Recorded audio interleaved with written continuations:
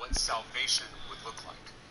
He expected a warrior who would violently overthrow their oppressors, a general who would deliver a decisive military victory, a king like all the other kings. But in Matthew 16, Jesus pulls a bait and switch. Jesus tells Peter and the other disciples that he's going to Jerusalem not to conquer but to suffer. That's why he's not a loser. He did that on purpose, ordaining and ordering all events, sovereignly in control of all things. That's not losing. That's using contemporary lingo to cloud a historical reality. It was a predetermined plan. That's what Peter said in Acts chapter 2, Acts chapter 4. It was God's prearranged plan. This was intentional. Jesus was not a victim. He was a volunteer. Not to kill, but to die. Not to win, but to lose. No, he didn't lose. The cross was a victory. It looked like it was a defeat. That's the whole point. It looked like it, but it absolutely wasn't. It was the day on which our sins were atoned. And Peter gets angry and rebukes Jesus. This is not how it's supposed to happen. You've got it all wrong. And then Jesus tells Peter the same thing he told the devil out in the wilderness, when the devil tempted Jesus with power, when the devil offered all the kingdoms of the world. Speaking of the devil, he looks at Peter and says, "Get behind me, Satan." Then he tells his other followers, if you're following me, you've got to pick up a cross. For whoever wants to save their life will lose it, but whoever loses their life will find it. He's not getting there yet with what his understanding of the crucifixion is. So much of our pain comes from trying to hold on to things that are impermanent. When I was little, I learned to swim. Okay, we just went somewhere. If you remember, the premise is without the crucifixion on Friday, you don't have Easter on Sunday. Now we're going back to swimming in his youth. At the Wells Branch Pool, just a few blocks from here. And I remember my swim teacher telling me, don't hold on to the water. Let the water hold you. what? She was trying to tell me to let go, to trust. That's the faith that Jesus wants us to have. Okay. I'm wondering what this has to do with the crucifixion. Once we let go, once we lose our little lives and join the larger life, we become eternal.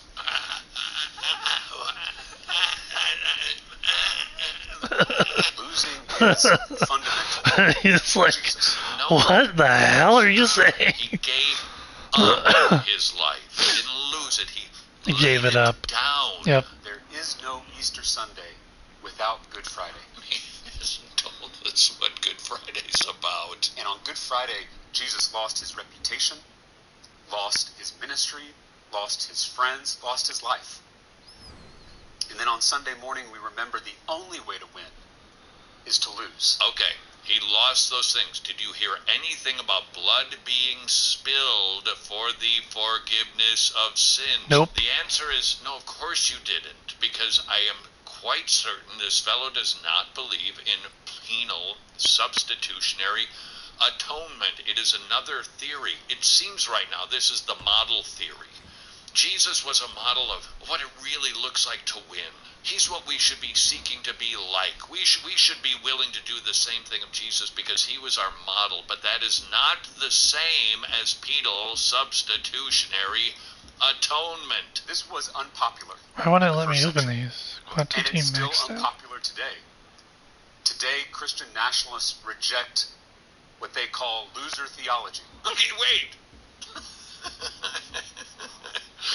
Is this about Easter, or is this about slamming Republicans? Wait, what are we doing here? And where are the liberals rising up in one voice? Hey, politics in church, that's a big no-no. Joel Webbin, a Christian nationalist pastor up here in Georgetown, said, we cannot afford to be divine losers.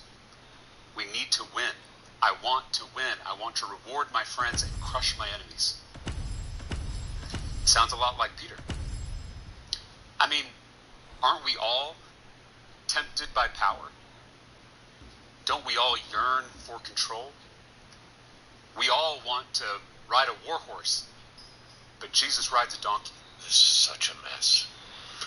This is such a mess. This is really bad. Critique on a totally different hyper-dispensationalism last night, and the conclusion of the author in making his way through hyper-dispensationalism was that it was just horribly mangled use of scripture, a horrific hermeneutic.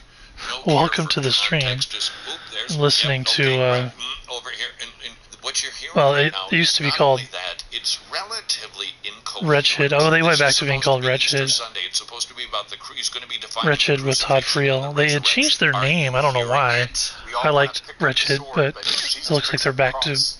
calling themselves We Wretched all again. want to be a lion. Um, Jesus is a lamb. We want to crush our enemies. I don't agree with everything theologically that Todd Friel says, but he's very, for the most part, Bible-centric, which is good. There's a few things where I think We want he to win the game. kind of goes away from the Bible or interprets a little bit differently than what I would personally, but I don't claim to have it all right anyway. But I'm from Texas originally. I don't live there anymore. I lived there for a long, long time, 30 years. I think 32 years actually. So from birth until I was 32, I lived in Texas. And James Tallarico, of course, is a Texas representative. And the moment I heard him speak the first time, I was like, this guy's a scumbag. He's a greasy, fake Christian who's just trying to use the religion of Christianity, not the faith, not the actual book, not the teachings of Jesus Christ, just the religion, to push him into a political sphere. And he's completely fake. I mean, you just have to listen. I mean, if you're a Christian, if you know anything about Christianity, and listen to the guy for like 5 minutes, you're like, he doesn't know what he's talking about. Or he knows enough to make it sound like he knows what he's talking about to people who don't actually go to church every Sunday. Because there's lots of so-called Christians that, they go to church on Easter, they might go to church for Christmas, the little the really important dates, the cultural Christians, basically. And he appeals to the cultural Christian. Because the cultural Christian wants to feel good, but nothing about Christ's message should make you feel good. You should be absolutely terrified and be like, yes, please save me. I should not want to burn in hell forever. I absolutely deserve it. Please save me. The burning in hell part. But you also deserve the saving part because, you're created in God's image. So that part of you deserves to be saved because that's a part of God. It's the sin that separates us. The sin. That's the part that takes us away from His glory. It keeps us separate from His glory. I wish you could view these without adding it. Because you have to do this to see what it is. This is a dual weapon skill boost, so I can get rid of that. Oh no, I don't want to get rid of that. That's moral shit. I don't want to get rid of that. Sword morph. I'm not using nameless sword, so I can get rid of that. Frostclad can be used. I wish it would tell you the weapon it's associated with. And maybe there is a tell, and I'm just not familiar with it yet. But, okay, this is something I want to keep, because it's Snow Parting Blade. Which is Hangblade, and I'm using Hangblade. Vernal Umbrella. Was I using the Vernal Umbrella? I was. I might want to keep these. I switched to the Hangblade, but my Vernal Umbrella and the fan were both like, I'd gotten up to like 65. But But I also was like level 70 when I switched over to my hang blade, so. Infernal Twin Blades light attack. So that's a twin blade thing. Strategic sword. Thundercry. I'll keep the Panacea fan stuff.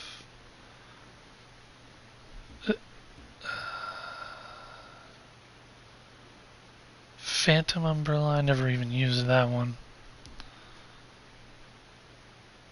Vigilance at low HP restores significant HP and gains damage reduction. This effect has a cooldown. Triggers vigilance at low HP. Okay. That might actually be a good skill for solo, maybe. Gains verdict boost your direct damage. The lower the target's HP, the greater the damage boost. That actually might be pretty good too.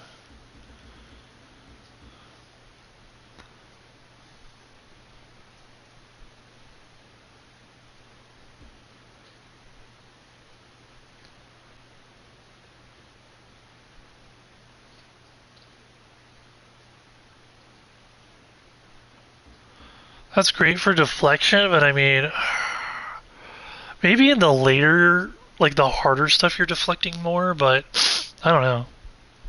I just feel like boosting your deflection, your damage after deflection, it's too dependent on a factor that you can't always control, and you can't control how often it happens or when it happens.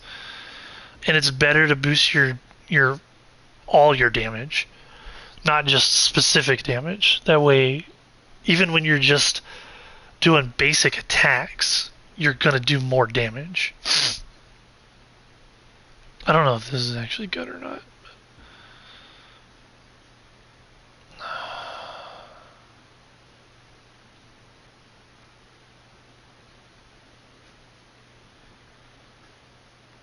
Vital Leech might actually be good. For real, especially for soloing. In fact, I should probably put Vital Leech on.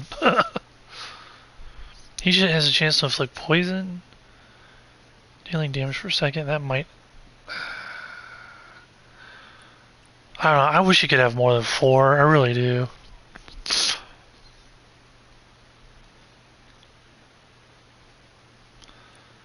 I think Moral Chance actually better than that. But I'll hold on to some of those just in case. Charge skills deal increased damage to all bosses. I don't have a charge skill, so. But actually, you know what? I take that back. I take that back. My Mo Blade attack is a charge skill. I might need to put that in my rotation. We'll see. We'll see. While in tenacity, damage dealt increases by 4%. I think.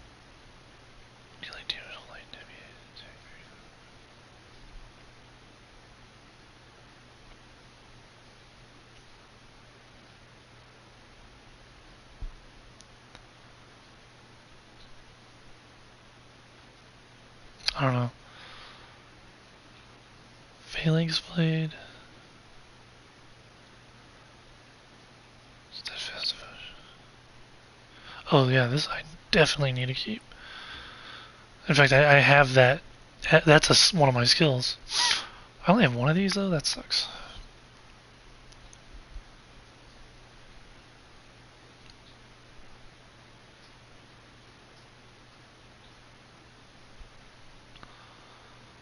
That actually sounds good.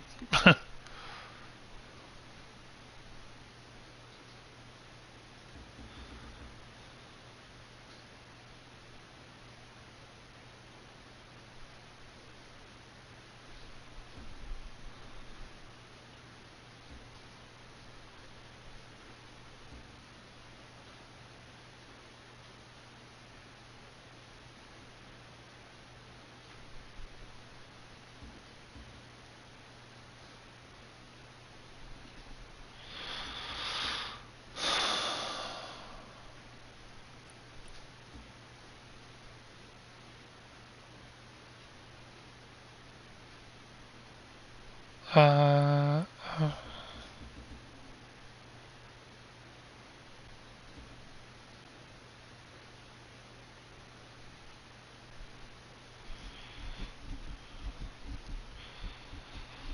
this is really good for Strategic Blade.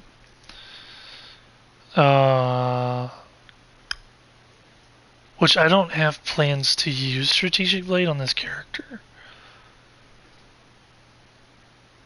Shadow Assault, I want to keep that. I want to keep this as well, just in case.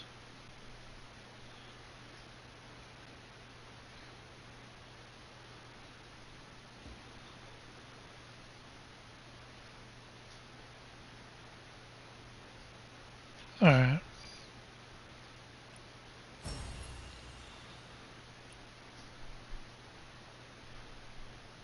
Alright, so now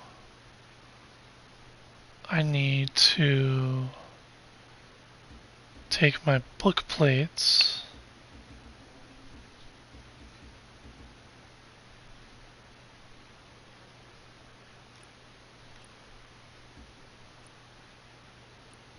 Go to Tips Exchange. And these are, I think this is what I need. Stone Split Strength.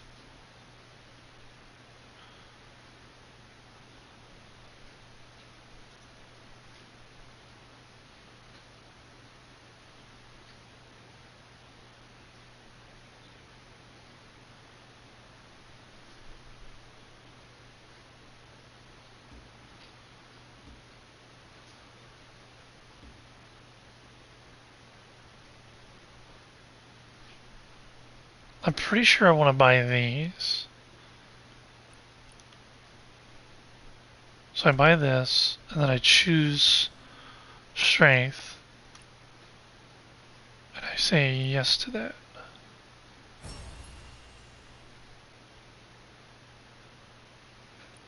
And then I can convert whatever I get that I don't need. Now I have to go back to this. Dang, I didn't get any?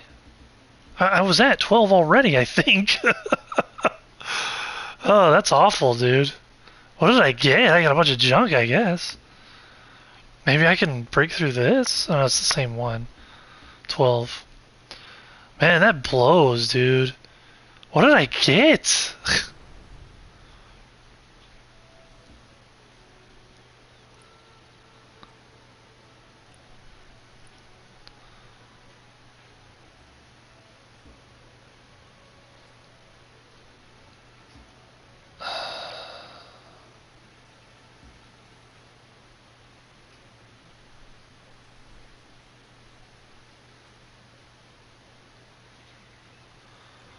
I got 12 evasive charges because I got rid of all of those.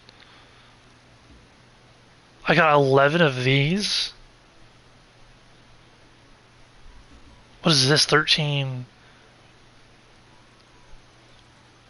I got 13 of those, which I deleted, by the way. I got 11 of these, which I also deleted. A bunch of these just to be able to afford those packages that I bought. I got 8 of these. Oh my gosh, dude. I got ripped off, man. But apparently that is the best way to do it.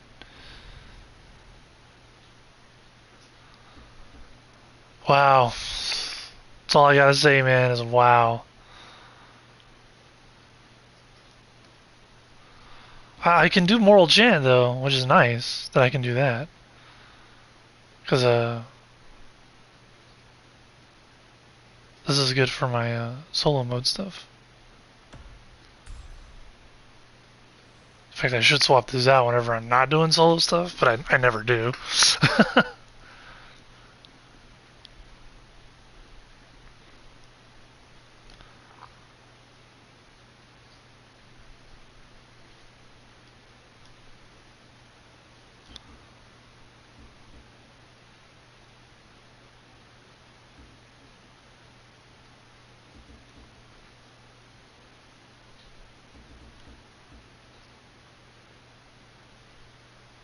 Can you, like...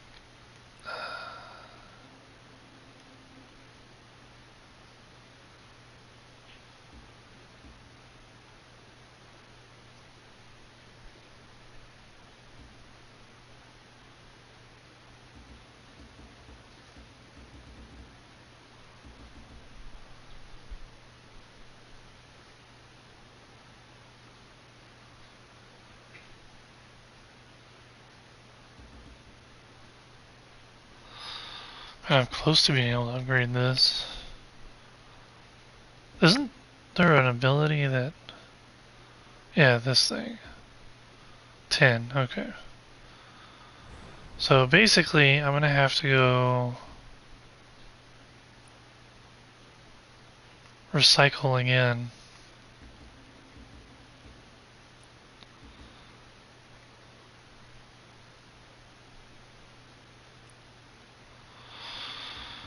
Alright, do this again.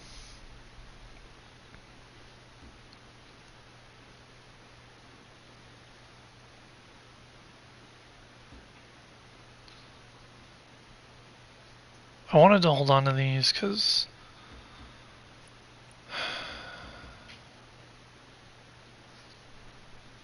and that. Such a death. Although I'm not using it.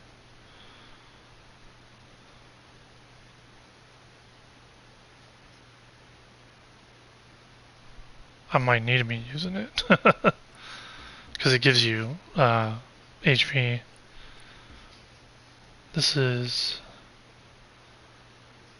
5 lead. Yep. Charge skills deal increased damage to all bosses. I might want that.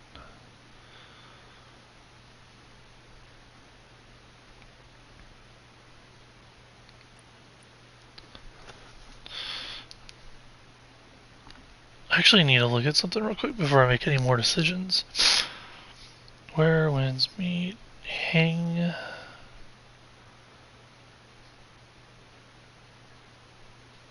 Down. Build.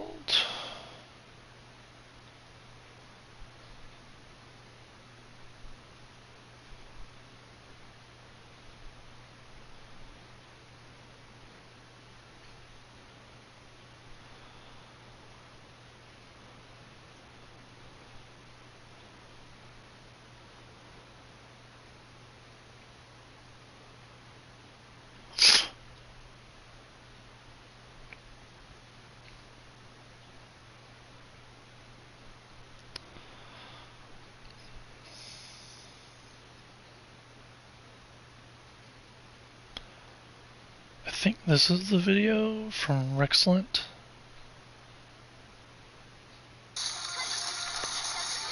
Yeah, I'm pretty sure this is the one. This guy seems to know what's up. XL. So right now, already top DPS.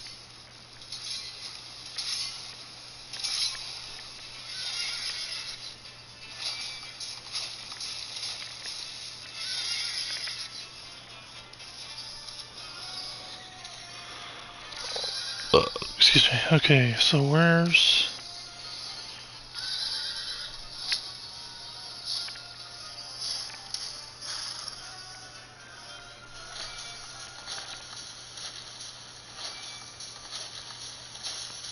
Okay.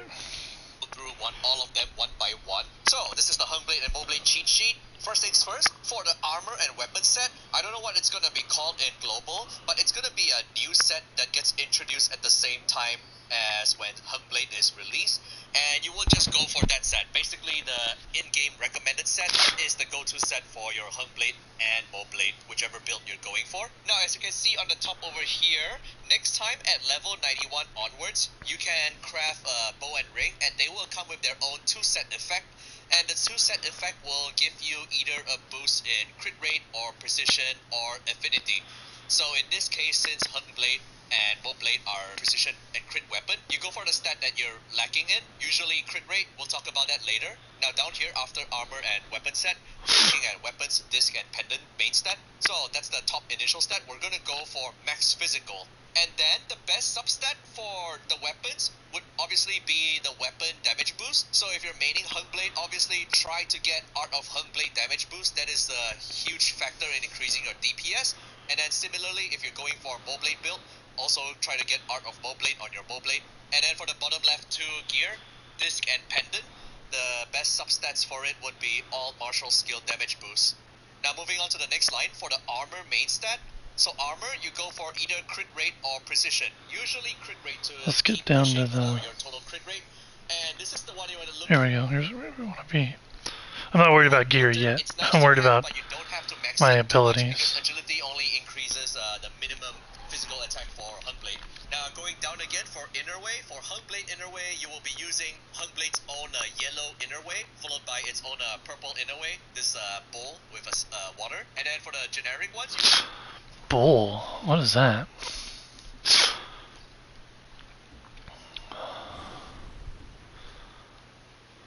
Do I not have that? It is possible that I don't have something because... Oh, what is this? Okay, that's for the Phalanx Bane, which is the Mo Blade.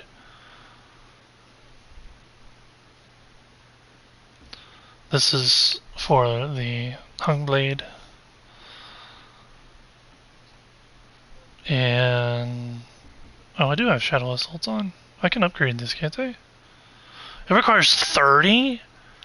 Oh, okay, I'm going into level 3 with it. Oh my gosh, man. Jeez.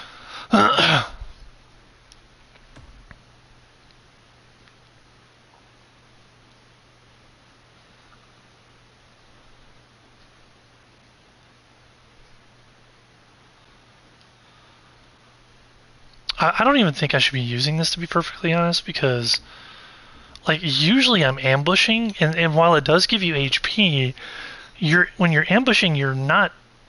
it's before the fight starts, so you shouldn't need HP. However, if I were to pair it with the Mystic Art, or whatever these are called, where is it at? Blinding Mist, you can do this mid-fight, and I think it's considered an ambush when you use Touch of Death. So like you blind the enemy and then use Touch of Death, and it would give you HP. But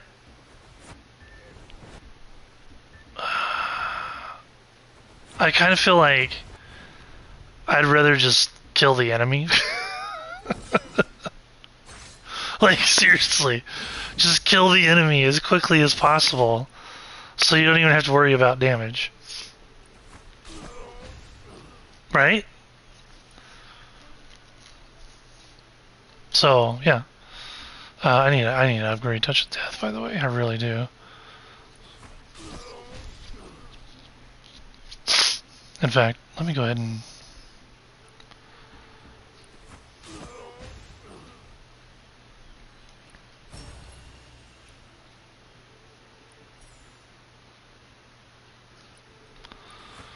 because I use this a lot.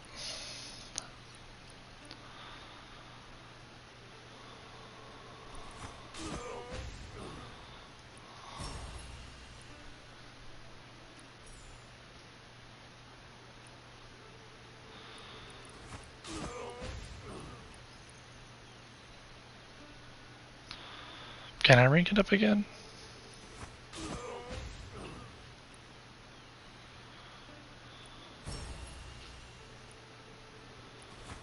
I can't break through to 4. Or can I? Yeah, I can't. Oh, you can just get Beauty's Garments. Okay. Yeah. I can do that. They're around Moonvale as well. Oh, they have higher volumes. Up here. Yeah, that works. Alright.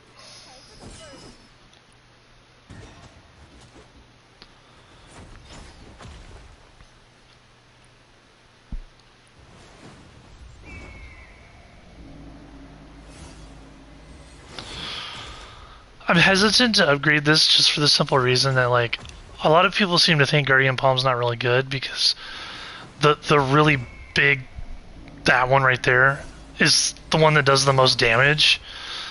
But it requires the enemy to be under you, and I mean, in solo content, the enemy's going to be under you a lot. So I've had great success with it, but it definitely needs to be upgraded if I'm going to keep using it, because I can already tell, like, it's just not that good right now. So, but anyway, my focus right now is trying to be as strong here as I can. Be using Morale Chant as usual and Invigorated Warrior. You can also switch out Invigorated Warrior for Breaking Point. Breaking Point is good against bosses, especially when they're staggered. When they have no more chi, you will deal more crit damage. So I don't understand this.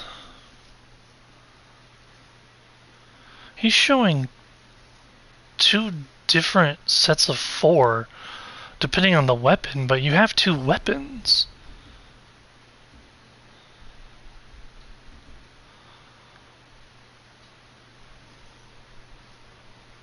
I don't understand.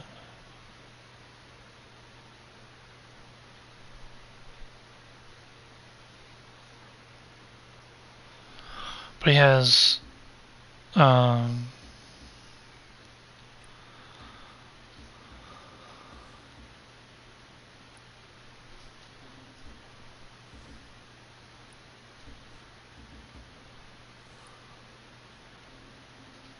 alright, so first of all,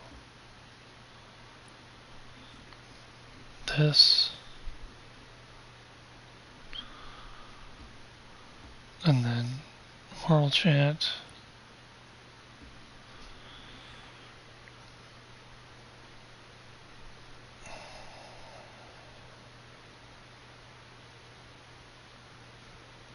Warrior. You can also switch out Invigorated Warrior for Breaking Point. Breaking Point is good against Invigorated Warrior. Oh, here it is.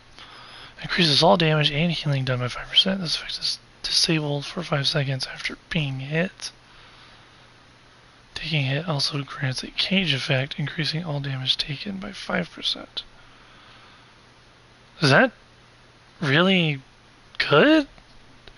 That seems bad.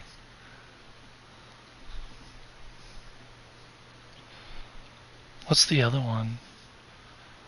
Then he has the symbol, looks like a dude with a sword. Which I don't think I have. This one, Breaking Point. Hitting exhausted enemies with a critical hit gains a stack of disintegration for 3 seconds. Second, 3 times each stack grants you extra physical penetration and increases critical damage bonus. Yeah, I can see how that would be really good, especially against a boss. But like, Invigorated Warrior for solo content? Like, that doesn't seem...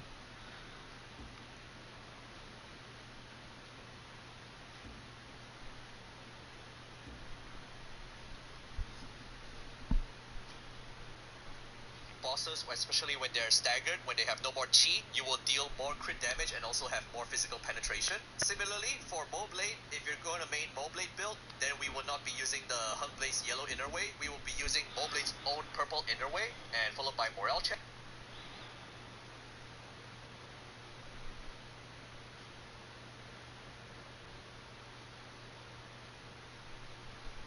What did he say? Invigorated Warrior for Breaking Point. Breaking Point is good against bosses, especially when they're staggered. When they have no more chi, you will deal more crit damage and also have more physical penetration. Similarly, for Moblade, if you're going to main Moblade build, then we will not be using the Hungblade's yellow inner way. We will be using Moblade's... What do you mean main?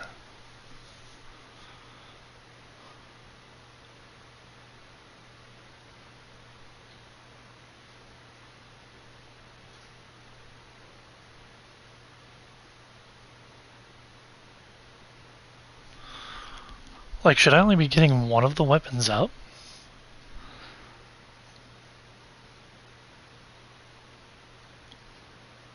I'm confused.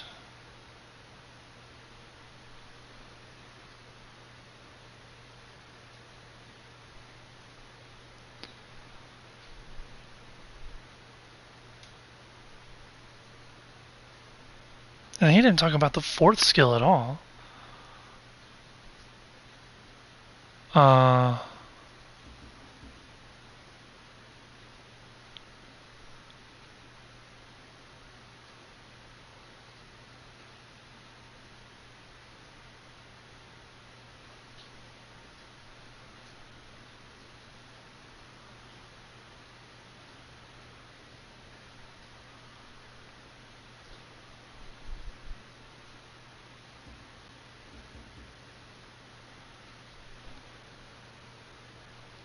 Can I zoom in on that? Because it's like really hard to see what skill he's looking at. Of course I can zoom in, but it won't zoom in where I want it to zoom in.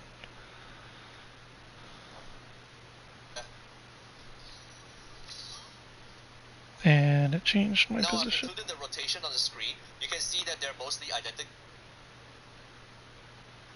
Talk about the martial art itself, Hung Blade itself. So as you know, Hung Blade goes with Mo Blade, its very own Mo Blade. And I will go through with air substat to get, and it's really good. It's really, really good. Basically, if you can roll both damage boost on your Green Mana Racer, it's a huge damage increase for your whole DPS. Substat to get, and it's really good. It's really, really good. Basically, if you can roll both damage boosts on your Green Mana Bracer, it's a huge damage increase for your whole DPS. Now, for a weapon, if you're maining Hung Blade, then the attunement that you're looking for would be something like this. This is roughly translated from That's what CN. his other is. It's called Hung Blade, light and heavy, charge variant combo damage boost. It's about Dealing damage with a light and heavy attack varied combos grants a stack of throat piercing. Oh, okay. I can definitely see why this would be good for the Hung Blade, because you are going back and forth between heavy and light attacks. In fact, I deleted the updates for this. Interway Legacy Clues.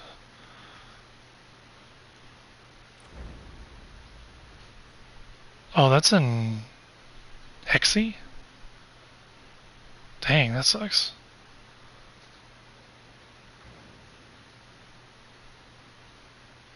I won't be able to get that. That's actually really good, though. So I'm confused, man, because he's like talking about maining a weapon, but you're using both weapons.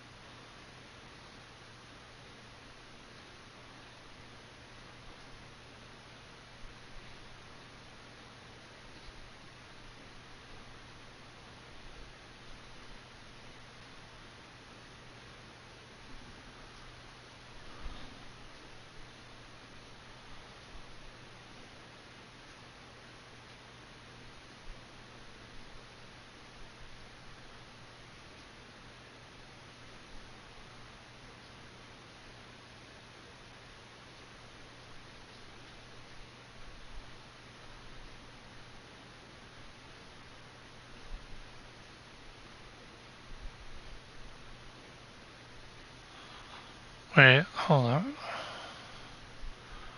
Let me look at this closer here. So he's got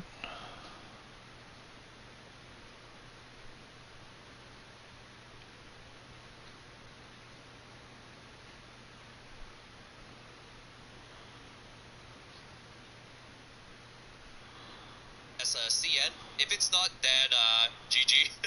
Now, with all the stats talking out of the way, let's talk about the martial art itself, Hung Blade itself. So, as you know, Hung Blade goes with Mo Blade, its very own Mo Blade. And I will go through with Hung Blade skill first. So, the first skill, the Q skill, this is the martial arts skill. And then the second skill, which is the special skill, like so. So I would just call this skill 1 and skill 2 for better understanding. I'm learning here, and I'm learning. Weapon switch attack, which is the tap skill, like that. Okay, so now you know skill 1, skill 2, and weapon switch skill. And now we're gonna assume that all of your inner ways are level 6. You can read the details on your own when it releases on what the breakthrough level mean. But We're gonna assume all your inner ways are level 6. I'm new, man. I don't even have level 3 on anything yet. Like, what am I looking at here? Like, I got level 1 on Frostclad Knight. I'm almost level 2. I mean, my highest thing, I think, is Moral Chant, which is level 2. I don't even have level 3 on that yet. This is crazy, though, man. Like, 30 of these things for level 3.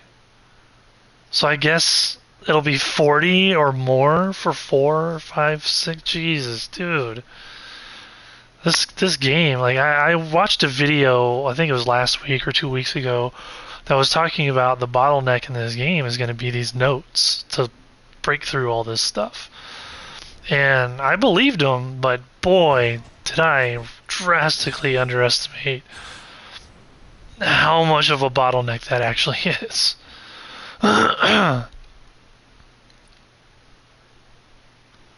And like, should I be focusing on just one weapon? I mean, both of these weapons use Stone Split strength notes. But I mean, you have to have both your weapons leveled up, so they're both doing damage, because I'm using both weapons. I use both weapons a lot for the combo, because the combo is like... So, let me try and find a little safe spot here. Because the combo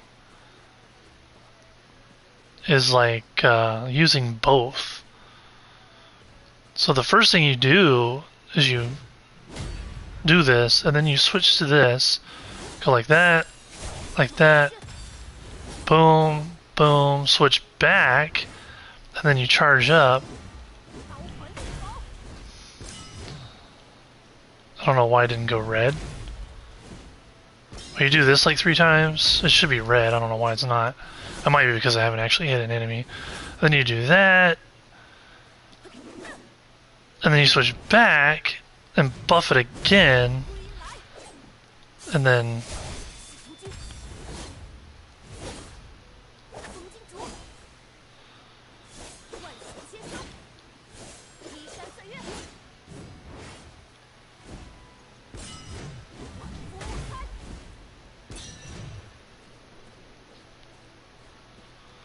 I don't know why it's not fully charging. Oh, I don't have the inner way on right now because I'm messing around with my stuff. But yeah, so you're using both weapons together, which is why I was confused when he was like, you're using one weapon or the other weapon. I was like, but I thought you were using both weapons.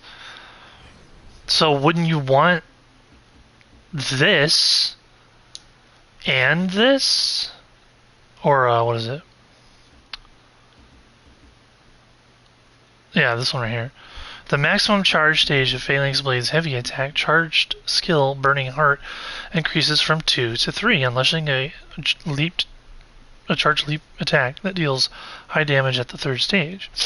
During the Iron Guard state, Moblade Angshi Soldier will appear during the 3rd stage, charging and perform a leap attack. So, like, for example, if I put this on,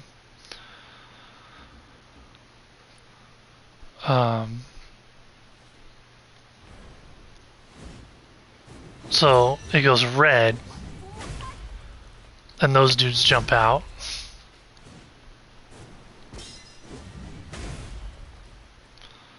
Well, they didn't they didn't jump out that time. I don't know why.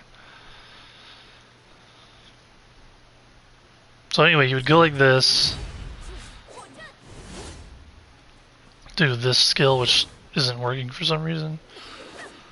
Switch back, and then you get your red out. Yeah, anyway. So, I mean, you're using both.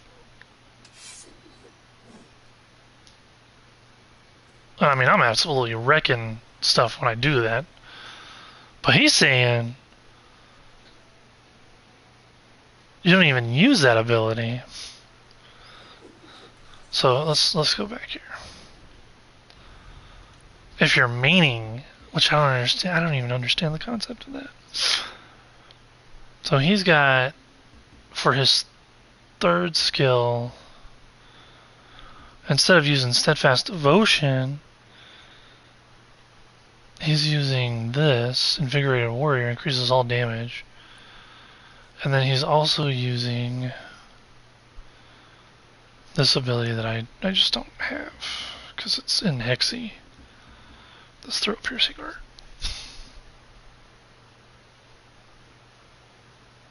Blade requires a minimum breakthrough level of 3 for it to be playable, and ideally 6. So we're just gonna assume everything is 6 over here. Now, what does he mean by playable? Like, I'm playing just fine, but I'm not doing like high tier content either. So he's talking about this thing.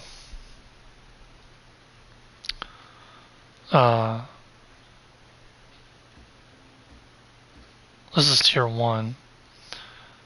And yeah, I wish you could see the other tiers. So this is during the Iron Guard state, hitting an enemy with Snow Rake Spring summons a Hungji soldier to deal additional follow-up damage.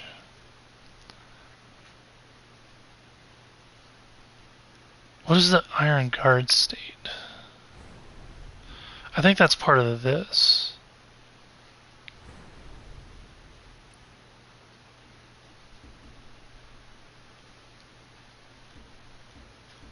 Is that this right here? Iron Armor Guard Soul. Fantasy Blade's unique effect. Increases HP damage by 8%. And summons Angshi's army to assist in battle when you cast certain moves.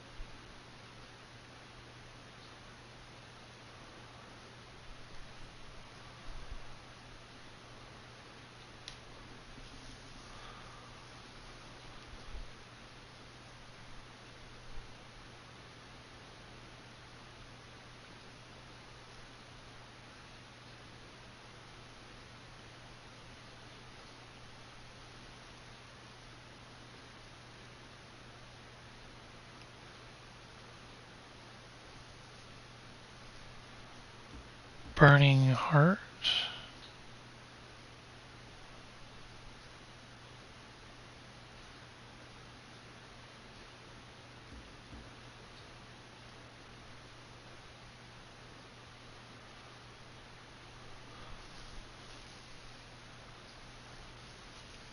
Oh, okay. I think I get what's going on here.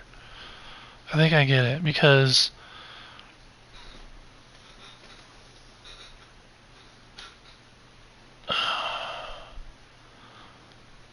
so you're either going to get most of your damage from your sword or from your Mo Blade. But if you're wanting to, I guess, main the blade, which it doesn't matter because your combo doesn't change. It's just, I mean, I guess it slightly changes, but I don't know. This is weird.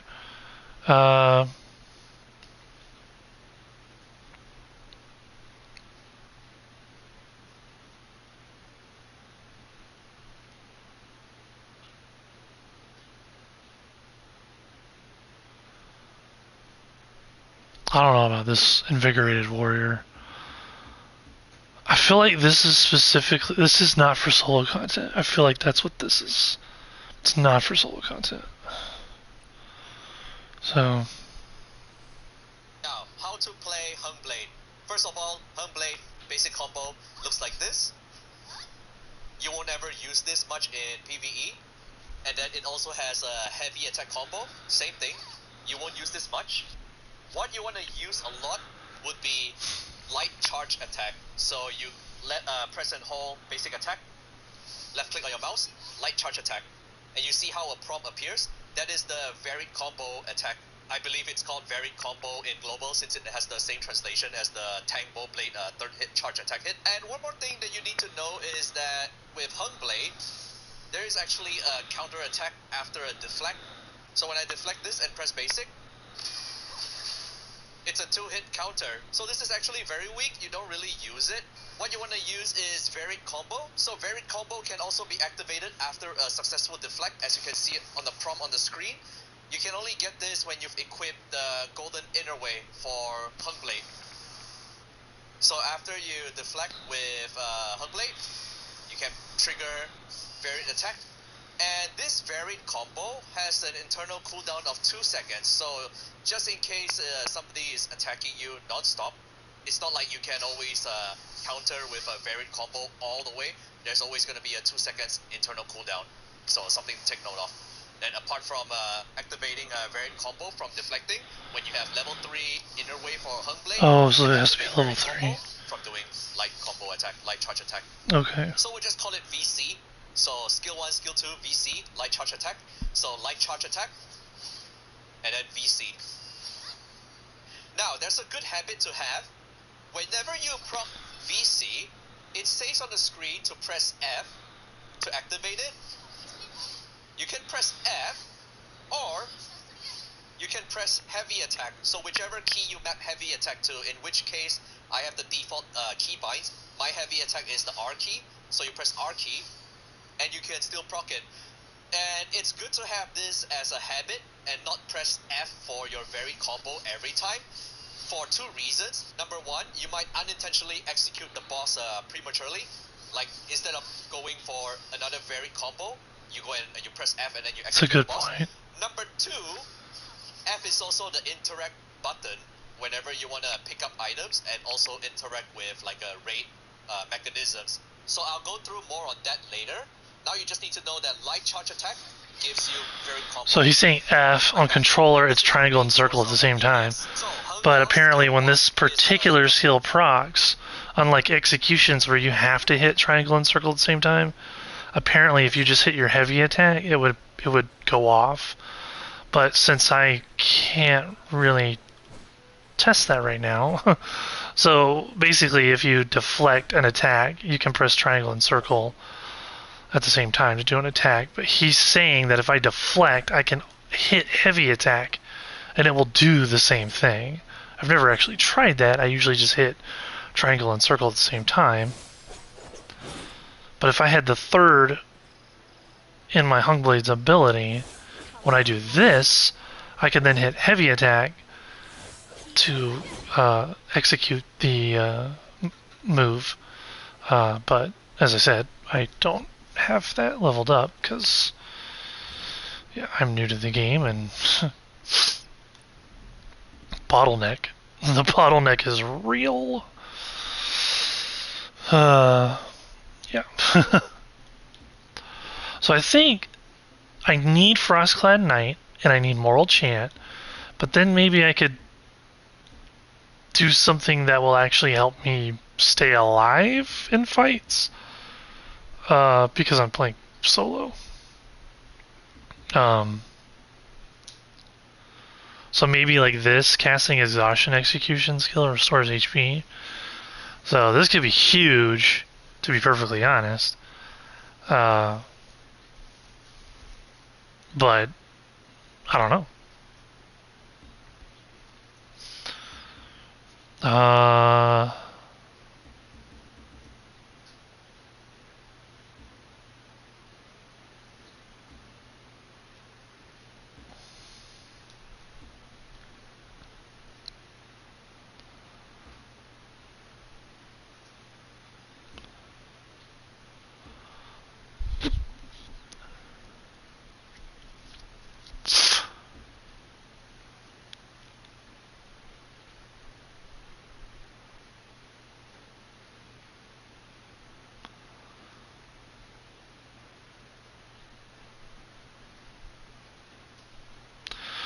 Gain a weapon mastery effect based on your current blade weapon. So if you have your Mo Blade out, it increases the critical damage of charged skills and parry counter skills by 20%. That's huge. Holy crap. Hung Blade, after a deflection, increases the damage of light and heavy attack varied combo by 5% for 5 seconds. I mean, either way, that's really nice.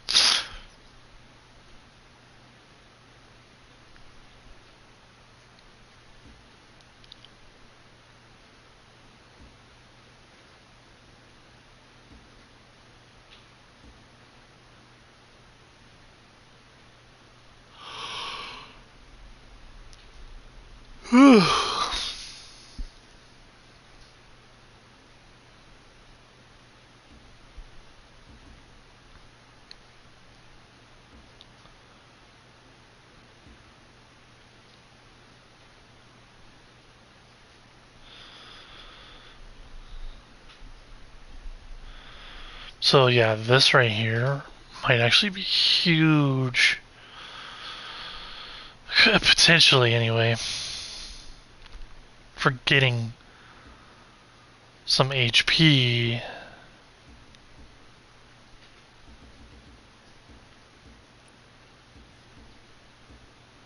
So we could use Steadfast Stance. So I don't get staggered as much. I've been getting staggered a lot. I don't know if there's another way to increase your stagger.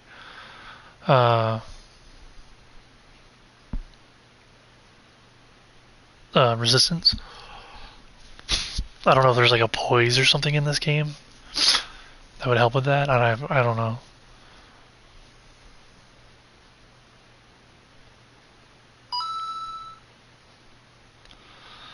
Less likely to suffer stagger effect when attacked. Higher resistance when more enemy units are nearby. Because I've definitely gotten staggered by a bunch of enemies like attacking me all at once before, and I'm just like, dude. And I'm like just getting knocked down over and over and over again, and I'm like, oh my gosh, come on, man, this is ridiculous. Like, if you get your timing wrong on your deflect, for example, you can easily get just like pounded. But this might actually help. So I'm gonna try this, which I can actually take up to level 2. 10% chance to increase physical damage by 2% for 5 seconds when attacked, stacking up to 5 times. That could be good, especially with the way my setup is going. Casting exhaustion skill restores HP equal to 12% of damage dealt. So, do I want to do Vital Leech or the Shadow Assault and actually get HP by using this? I guess the only way to really find out would be able to just go fight some enemies and be like, okay, how much HP am I actually getting from this versus just straight up stealing it, you know? So we'll go over here to Hill Peak.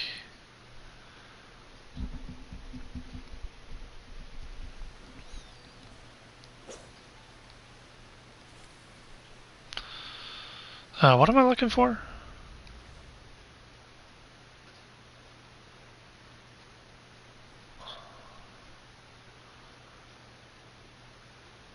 Beauty's Garment, okay.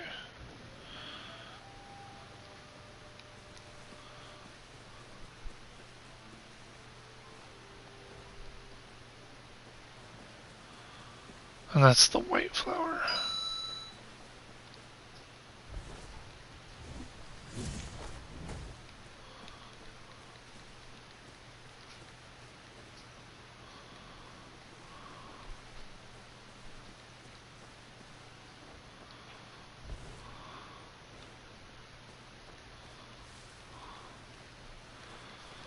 Which has a chance to give me the item that I need for enhancement.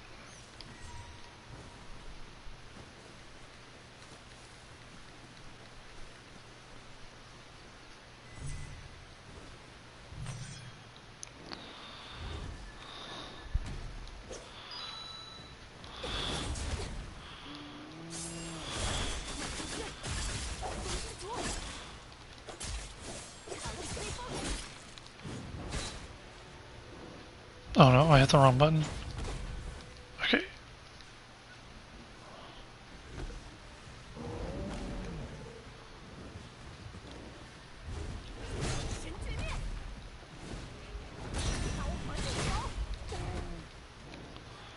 Okay, that didn't really give me anything, to be honest.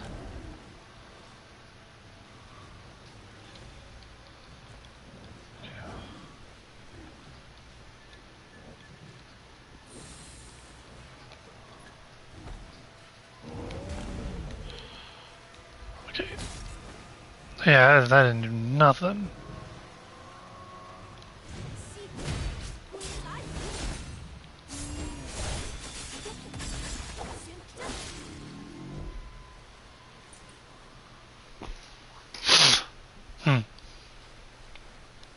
I don't think either one of these is really going to work. The heck? Of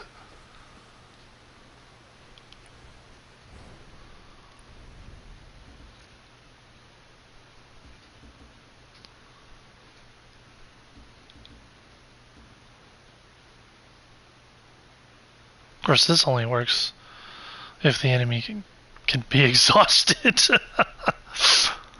Yeah, this one's also level 1. Increases the HP restored by exhaustion. 12%. To 12%. Okay. And then increases max HP based on solo level. Casting exhaustion execution skill restores an additional 10 ki. I think it's actually pronounced chi. I'm just saying it. Increases the damage of exhaustion execution skill by a further 5%. Increases physical damage reduction by 2.5%. Attacking exhausted targets with any skill other than exhaustion execution skill will restore HP equal to 30% of the damage dealt. What? Oh, attacking exhausted targets. Okay. Which you do want to do. You want to sit there and do as much damage as you can before you use the execution skill.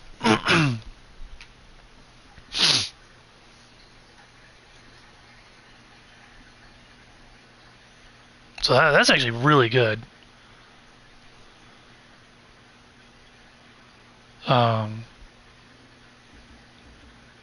Yeah, so.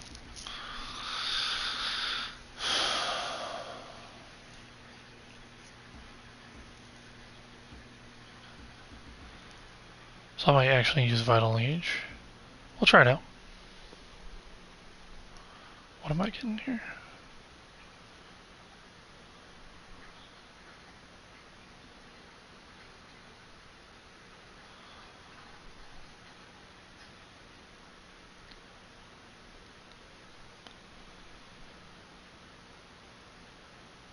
Oh, I got a delivery.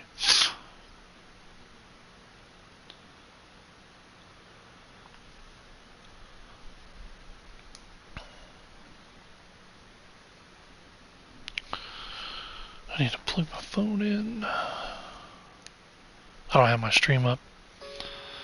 I need to bring that up.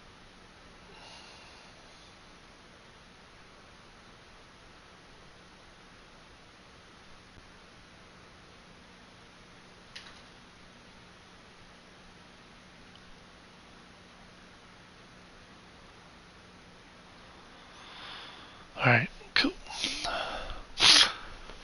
So, yeah, anyway,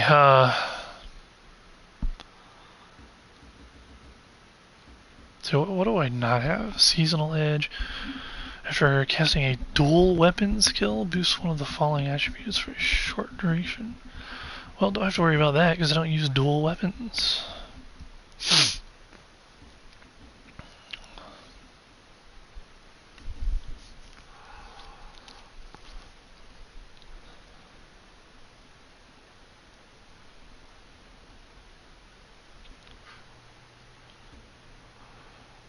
Light and shadow alike.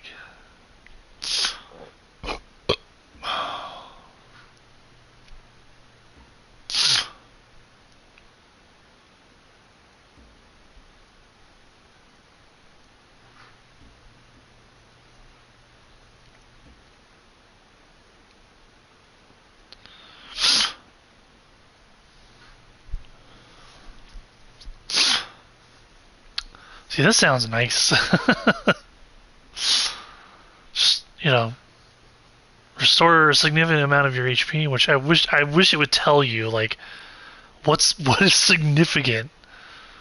Like, what does that mean? What's the percentage,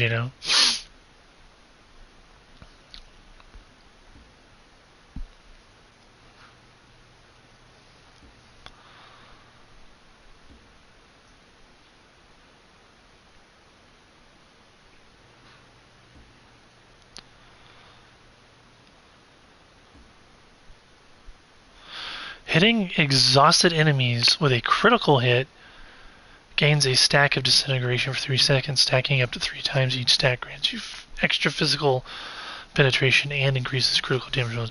This is even better than I thought when I first read it, because when you exhaust a boss who's got a huge HP pool, you don't want to execute right away. You want to do as much damage as you can in the execute window before you execute. So if you're doing a bunch of attacks in that window, you're probably going to get some crits in there. So this is just like even further increasing your damage during the exhaustion window. So yeah, that's actually really good against bosses. I can see why he had that on there. And that's just the base. Like, that's tier 1. I already looked at those. Hitting enemy with a control skill reduces the cooldown of your current martial arts skill.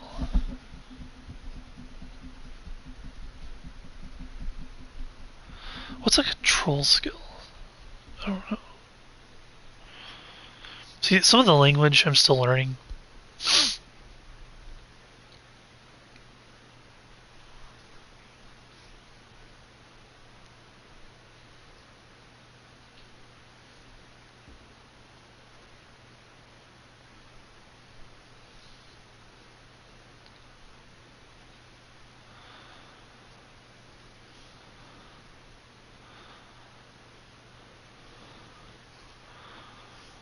Huh.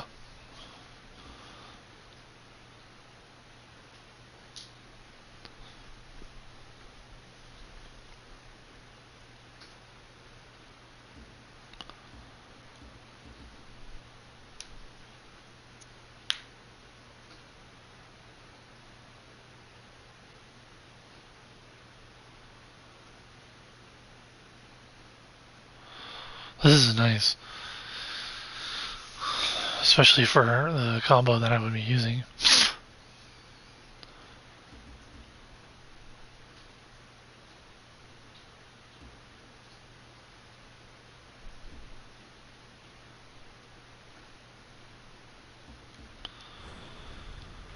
Alright, well.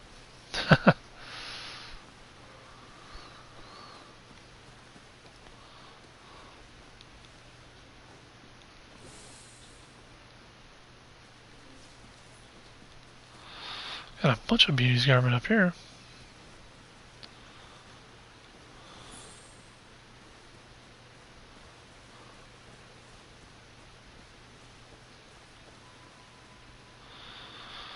I have this feeling that once I move on from the starting zones, I'm going to have a little bit easier time with progression.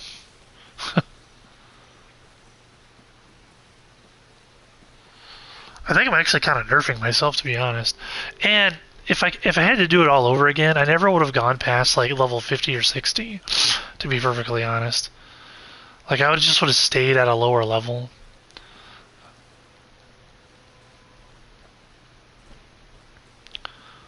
I have another character on Legendary, and I haven't played her very much. I need to play her some more, but um,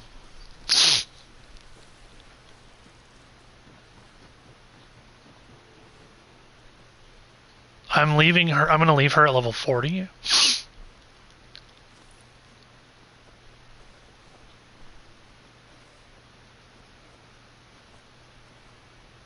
Though to be perfectly honest, I kind of don't really want to have multiple characters because this game is taking up a lot of my time, and I'm actually neglecting things that I shouldn't be due to playing this game too much. To be perfectly honest, it would be okay if I had people actually watching and I was somehow generating some sort of revenue, income, I should say, from playing this. I'm not. I would love to. I actually am enjoying this game a lot, but I also have a tendency to enjoy MMOs like this until I get to the end game, and then I stop enjoying it because the competitive nature in me wants to do the end game content, but I don't like people. And because I don't like people, generally speaking, I understand that this creates an issue in a competitive MMO game. Even if it's just raiding, or like ideally, you're all just working together for the same goal, which is to, win the raid. But it's just been my experience that it's, if you don't do things the way other people think you should be doing them, they get upset, and then you're like, yeah, but I don't want to do it that way.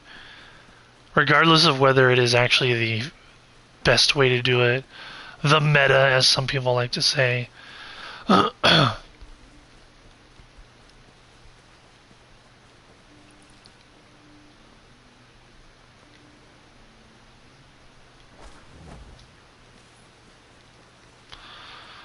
I'm just kind of running through these blue flowers and spamming the pickup button.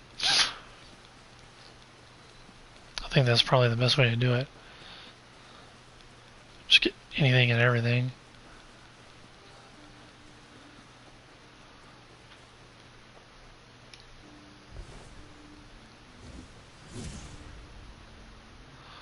There's still something up here, apparently.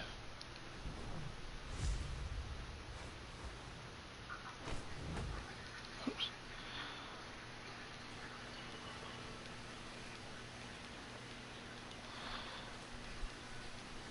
I don't see it. It's got to be glitched in a rock or something, because it says it's there. But there ain't nothing there.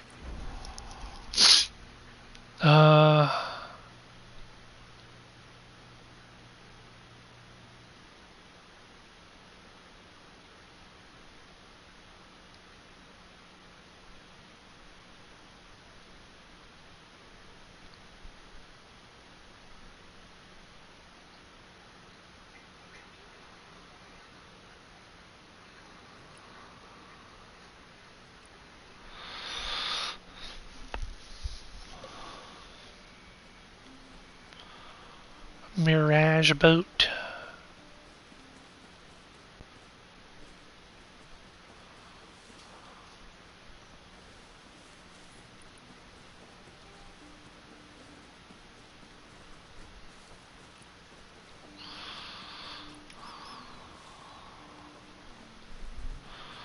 I think I can also switch to multiplayer to get another chance at these in the same areas. If I recall correctly. I should take...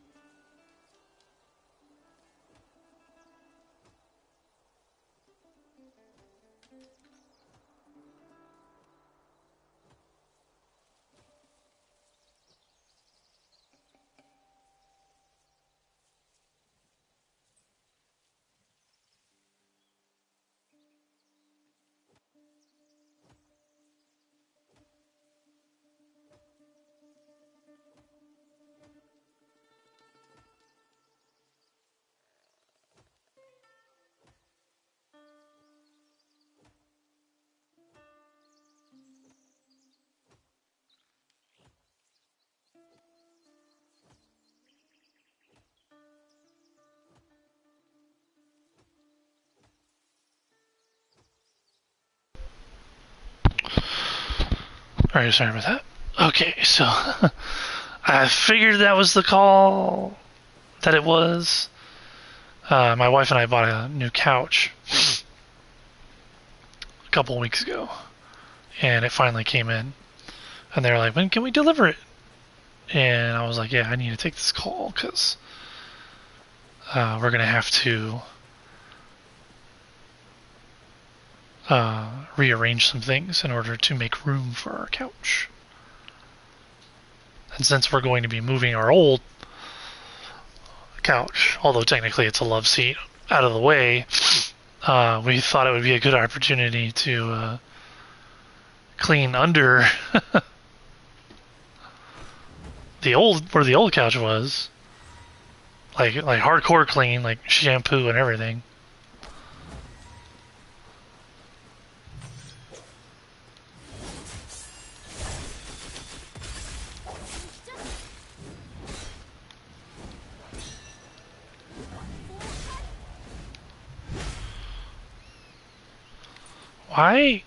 Why are you in my lap? I did not invite you up here.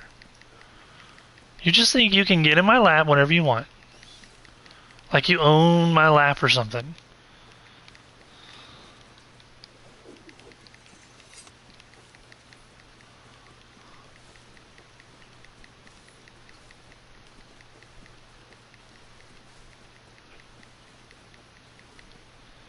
Hmm? Do you think you own my lap, sir? Is that what's going on here? Like, oh, you have a warm blanket in your lap. I'm a cat. I like warm blankets. So clearly, that means You want me in your lap. The logic of a cat.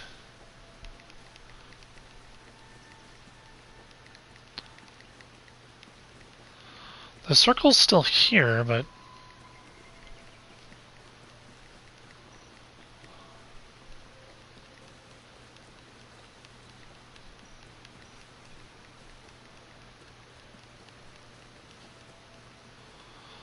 I'm not seeing any beauty's garments. There's gotta be one somewhere, because it says there is.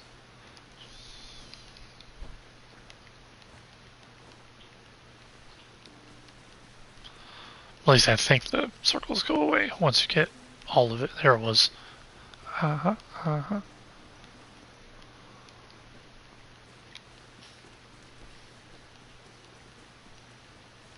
So it says there's one down there, though.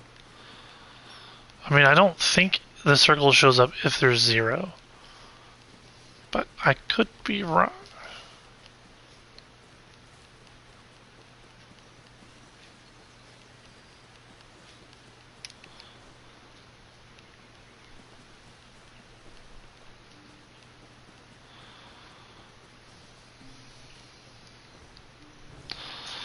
I'm just sitting here thinking, you know, this would be a great way, a good reason to build a base, is if you could have a garden and you could just plant these things. Can you imagine?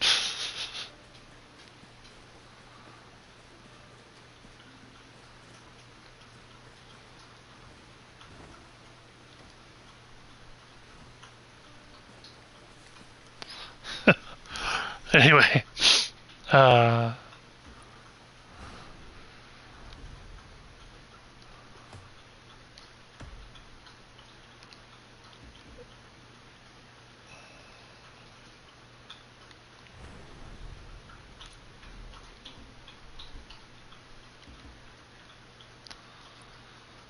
did I need those for?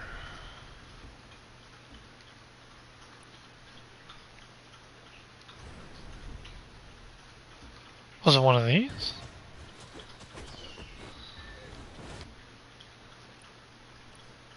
Oh yeah, I think it was for these. Right, yeah, gather beauty's garment, yeah. So I got a few of them, but yeah, it's just not a really great way to get this stuff, to be perfectly honest.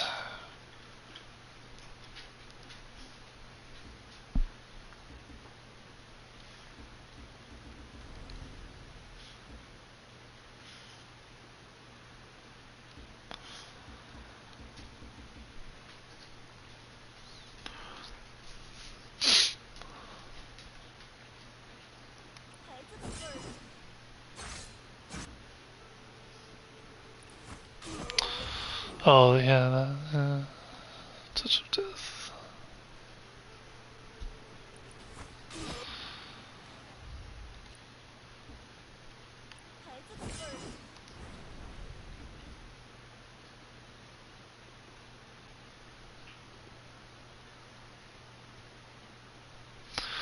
I'm so underleveled right now.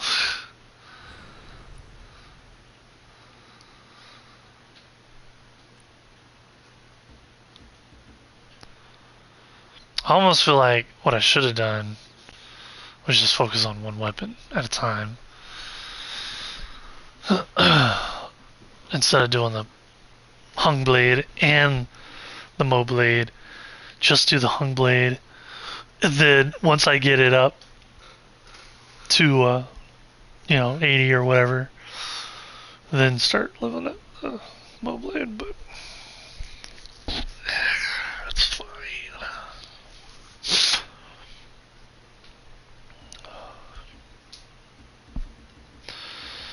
The thing that kind of sucks about this game is like, so the mow blade is a weapon, but there are different styles of mow blade. So you have Thundercry blade, for example. Well, I don't have Thundercry blade, really? Where's that at? That's in Caving, really? Huh, I didn't know that. So these different styles of these weapons that you have to level up, even though it's the same weapon. That kind of sucks. It really, like, basically, it really limits you from trying out things. I mean,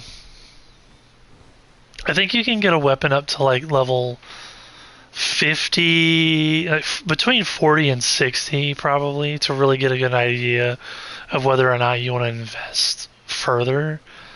But once you start going past 40, it starts getting really expensive to level up a weapon. It just does. So, sentient beings. Man, I'm so close to 100% on this, but I can't. I'm 100% it, so that sucks.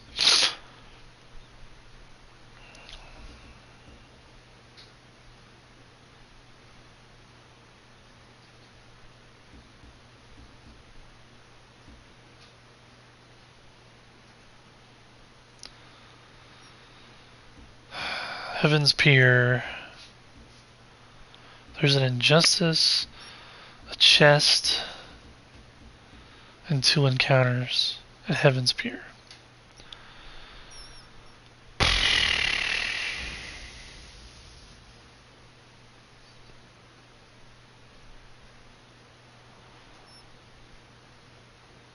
Let's go over there. These might be able to be done before I move on with the main story. But there's something else I gotta check on real quick. Because I want that key. I think it's part of Tails and Echoes, which I have to. I need to finish this too. That's the only way to do it, is to fight this guy and beat him. That's the ticket. Beat him. Since I leveled up, I mean, I could probably beat him pretty easily if I develop my gear. I should develop my gear. I really should develop my gear.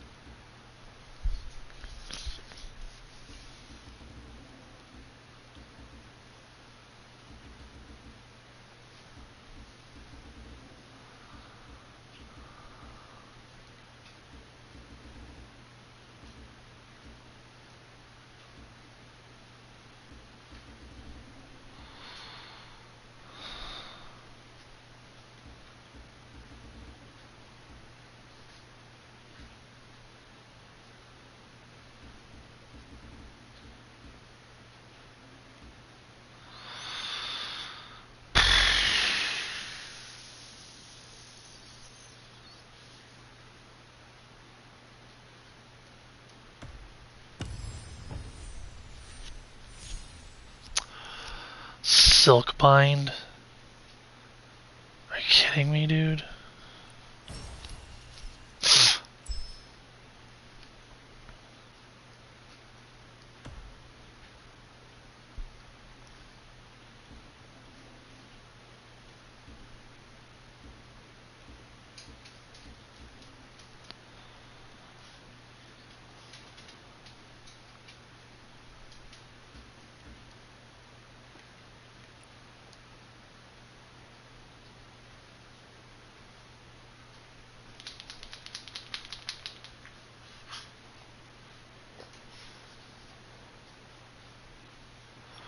Do I even want to do this? Because it has that silk bind on there? I don't think so. I don't think I want to use an attunement stone on something that isn't like... I mean, I've got 3 recommendeds. I guess that's pretty good. But, you know, why would yeah, I don't know. I don't know. I just don't think it's right. So I'm not going to do it.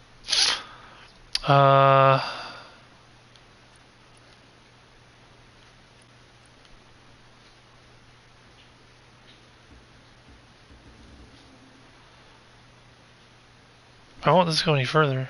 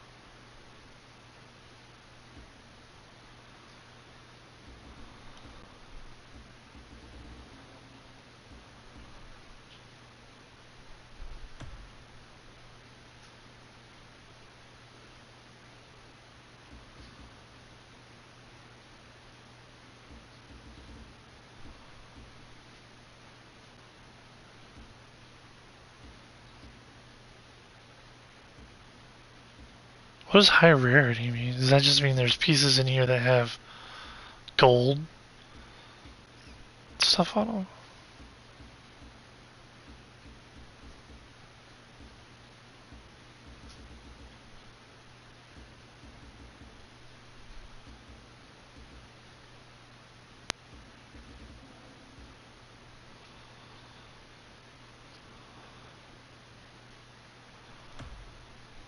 Yeah, whatever. Oh my gosh, cat. Seriously. Bell strike.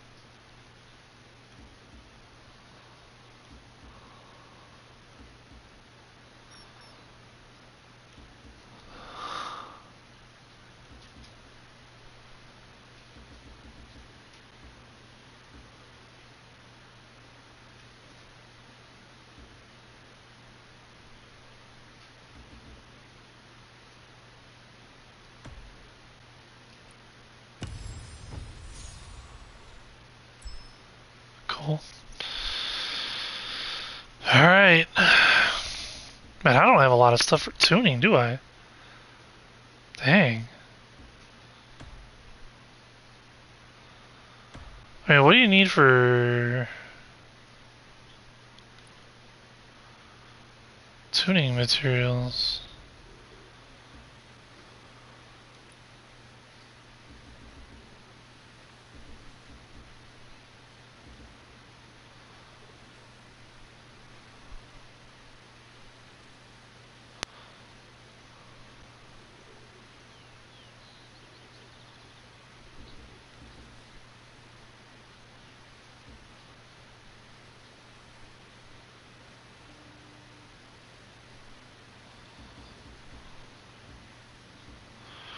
What if you can convert this stuff?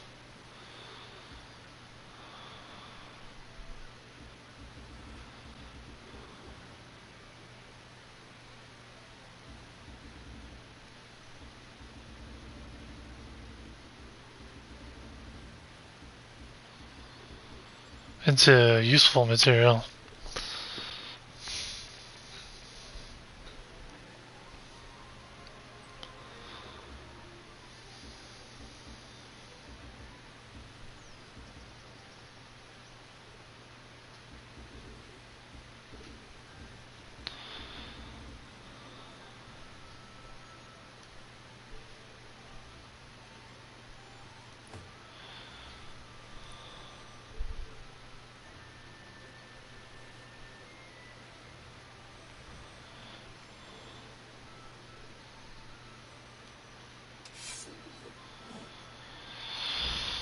Alright.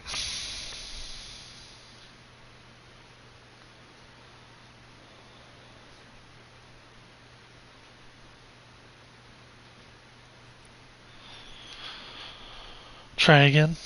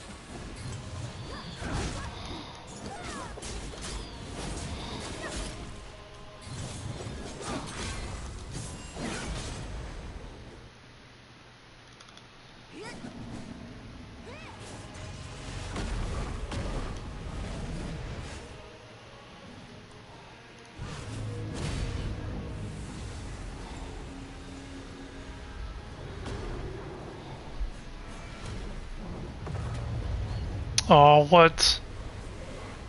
Do I have to, like... I don't understand this at all.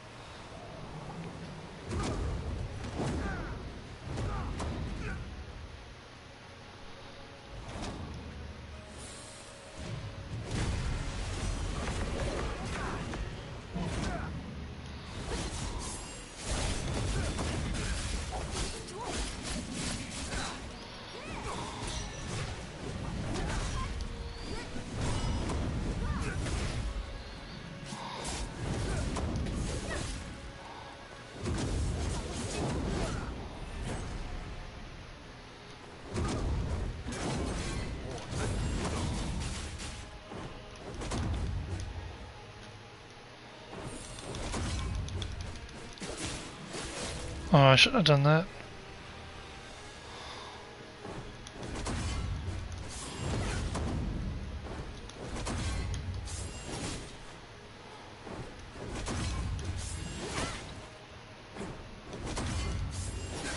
That does work.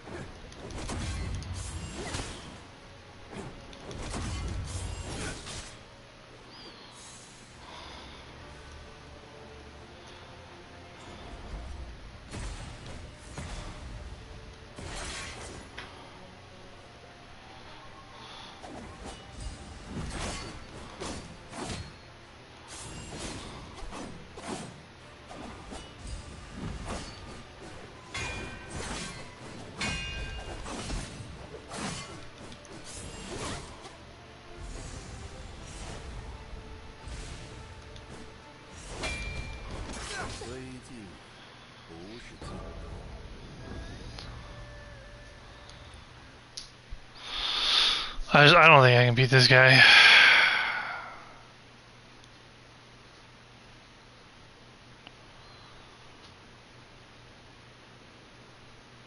Without, you know, doing some serious tuning.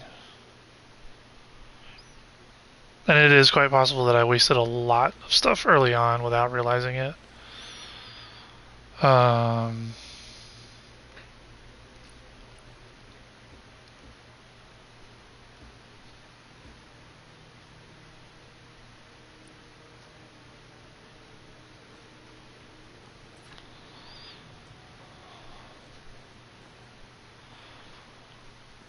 I just need to not lose so much HP in the first two modes, to be honest.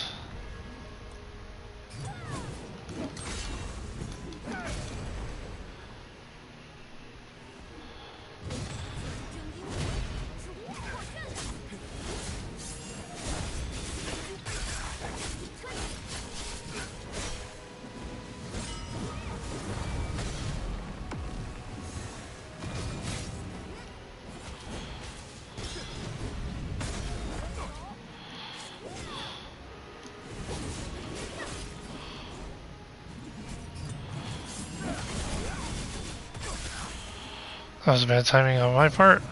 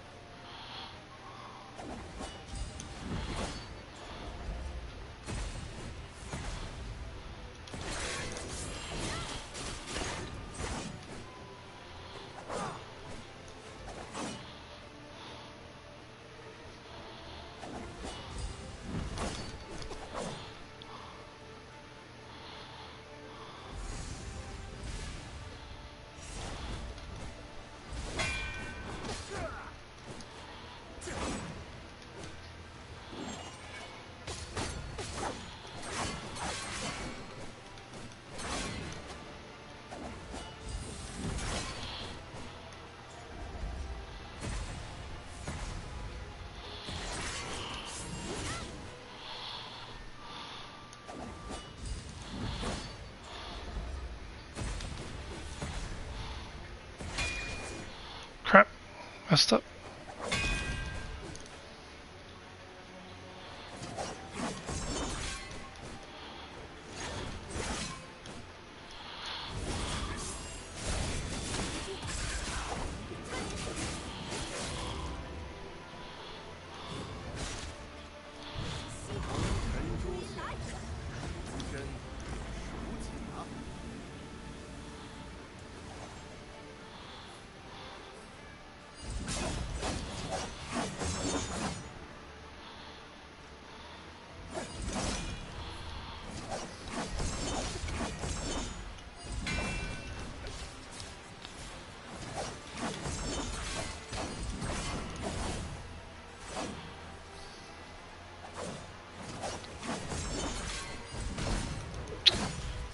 Dang it.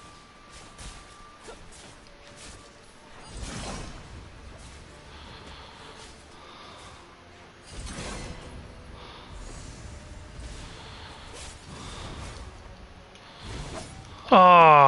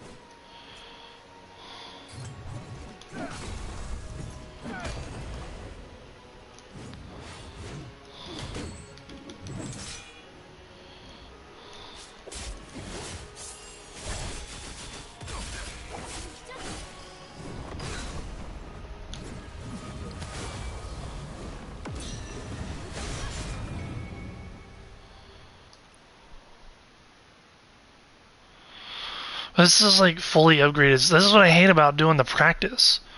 It's not with my gear, it's with fully upgraded gear.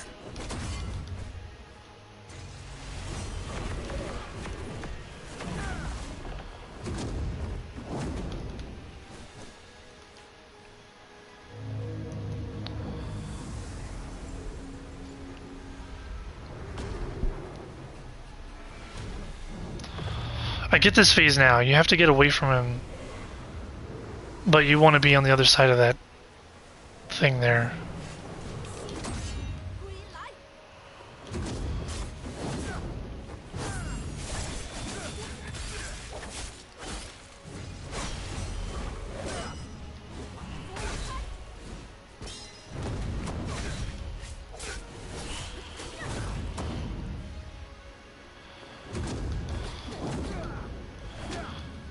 Okay. See, that would have killed me if I was playing.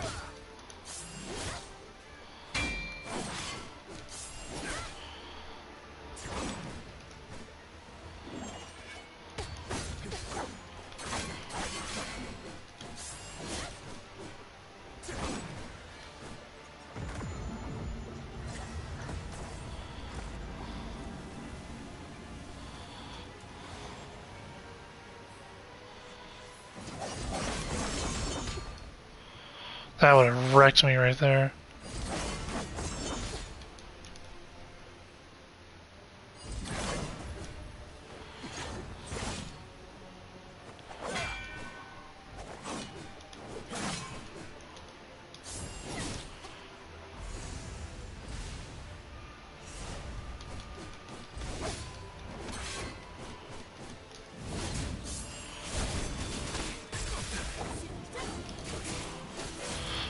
I'm missing the big hit.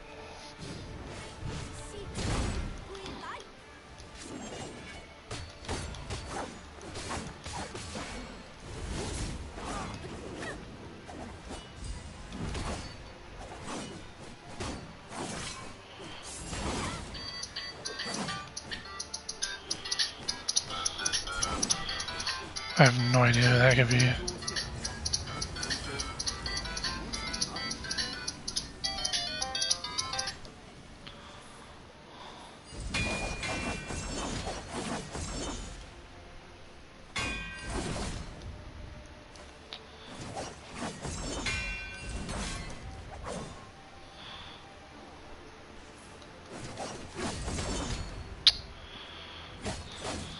Dude.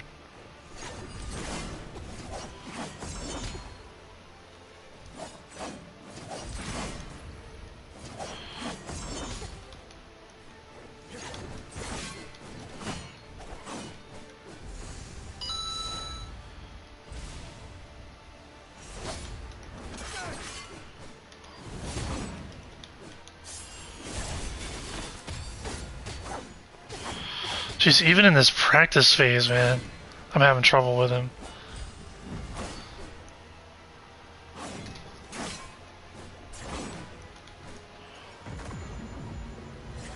Really? He's gonna do this again?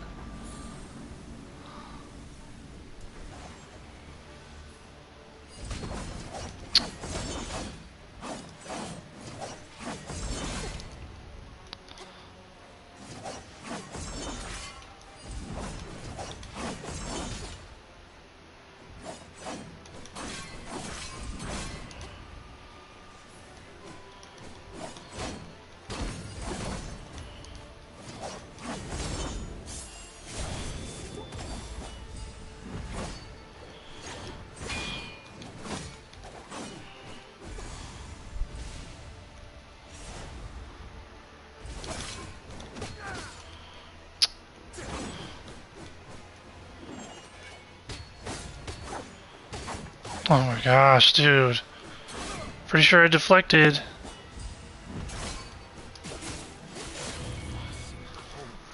That lasted way longer than it should have.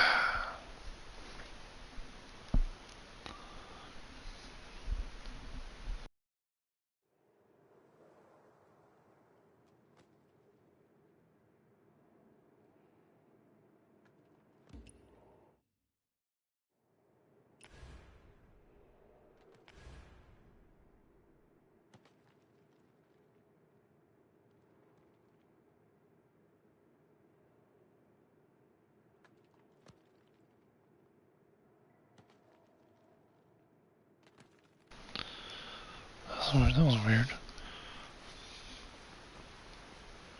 Why am I still in this arena? What the heck?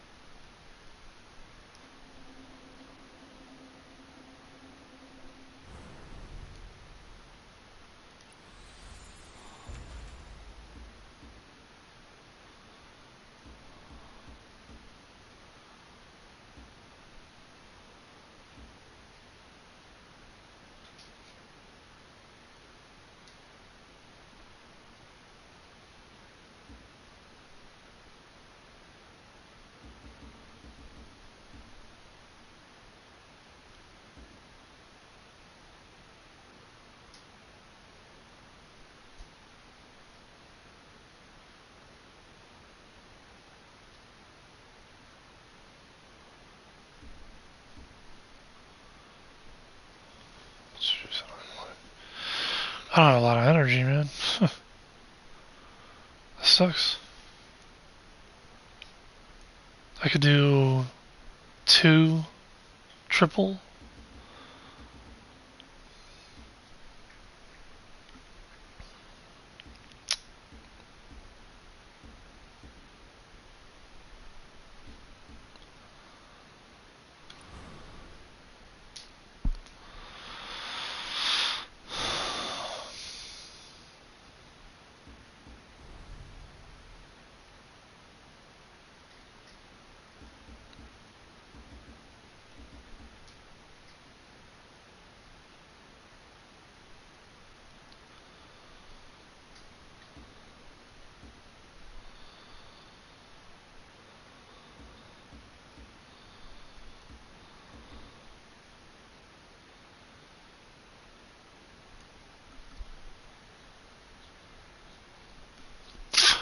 Purple dew.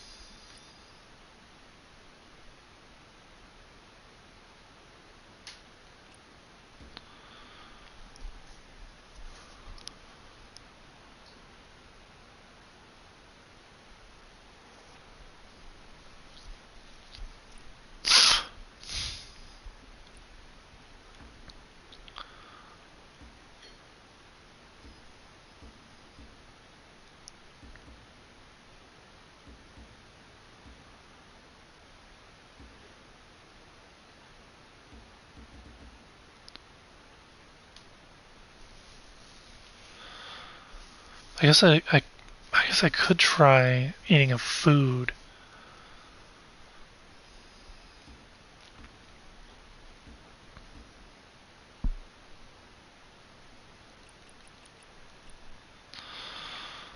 What? I can't make any more of these? What do these require?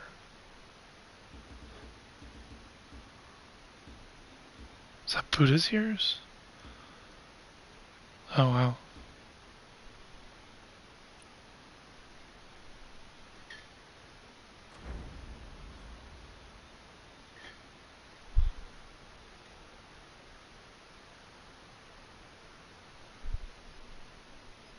Cat, are you puking? What am I hearing? I wouldn't be surprised. Alright, let's try food.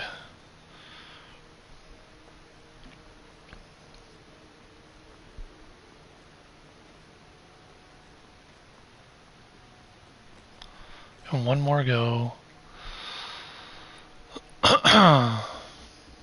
I wish I had a companion that actually like healed me.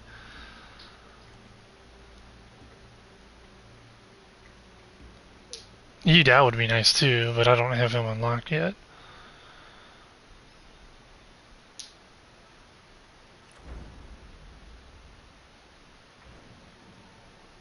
How do you get Yu Dao? Is he also... I just have to progress the story. Same with her. Love 3-phase fights on Legendary when you die in 2 hits.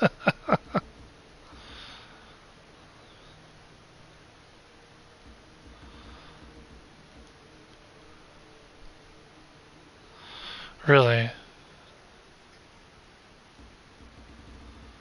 Huh.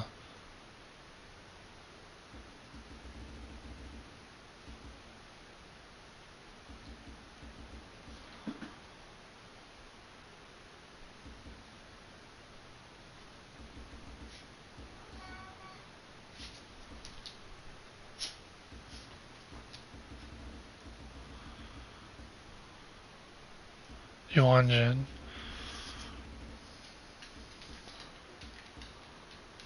Let's try him.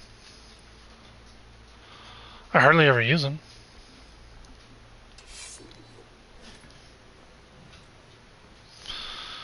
There's two comments were like, use him. So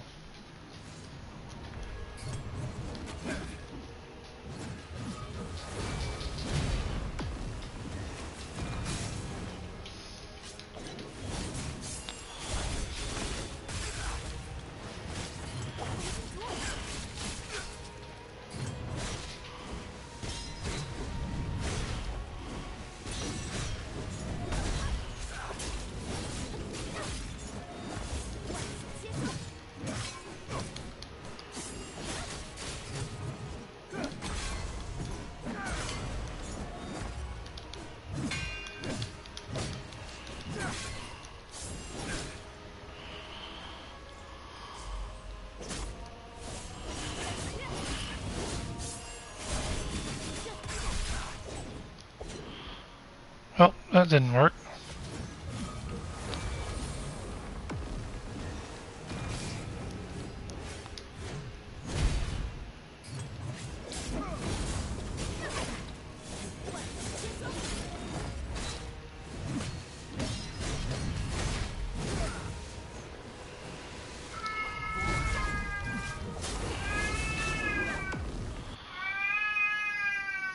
I wasted too much on him there, to be honest.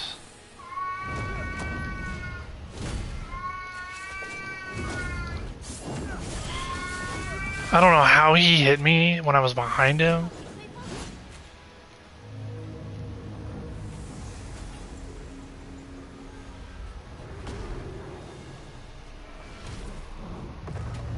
Oh, I'm on the wrong side, aren't I?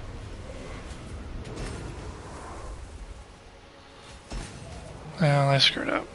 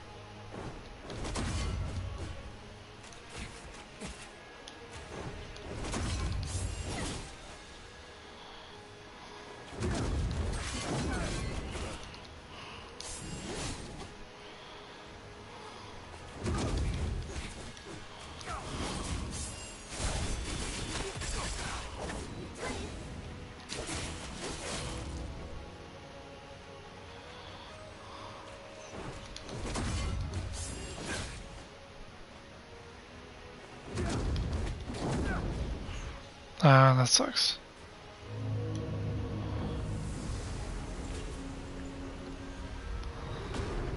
And I have no way to heal.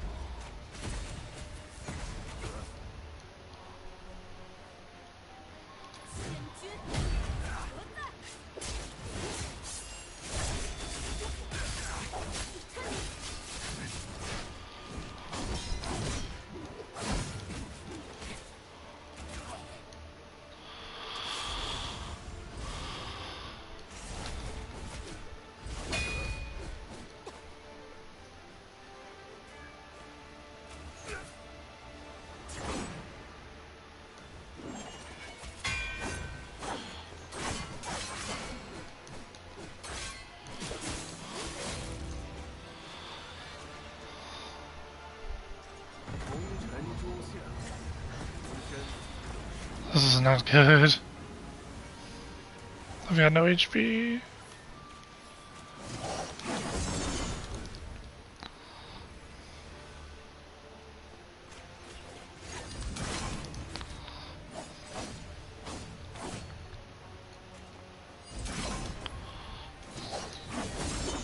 Huh.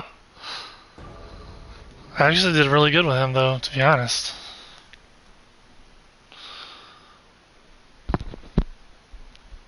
He stayed alive till the third phase for one, which the other chick just kept dying because she's like very aggressive. But I also was like making mistakes by, I think, being too aggressive, to be honest.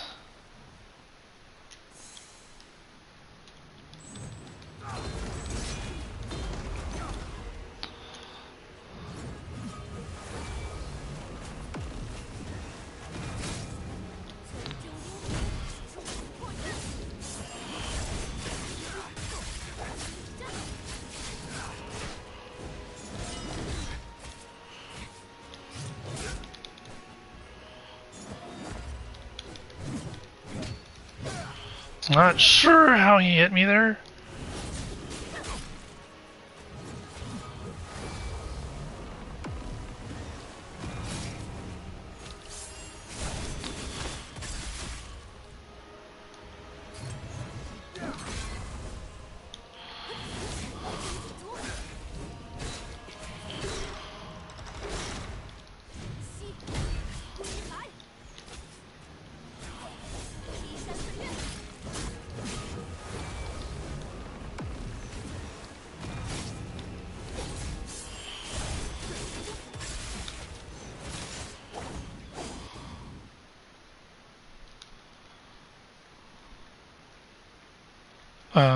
Okay.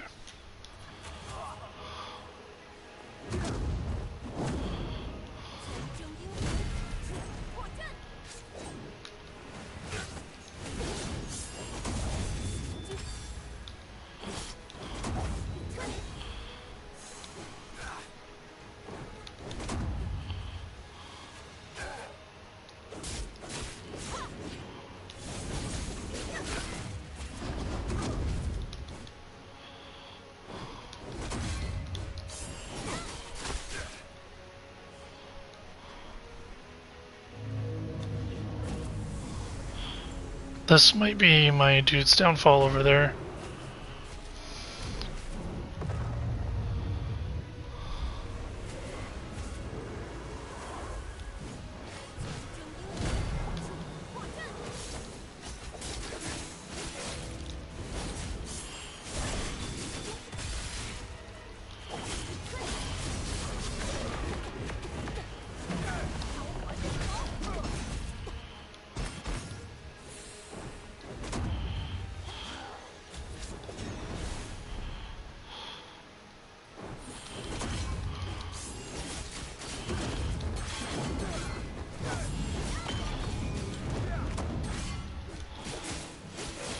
I didn't mean to do that.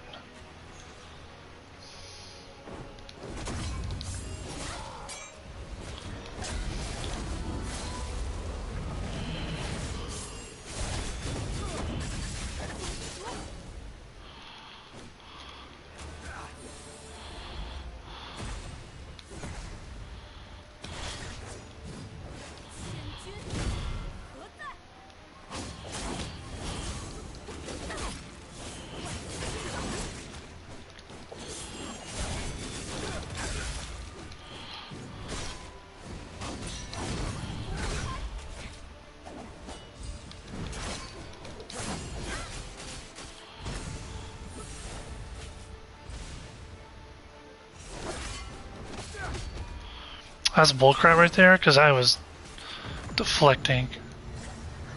And now I have nothing. He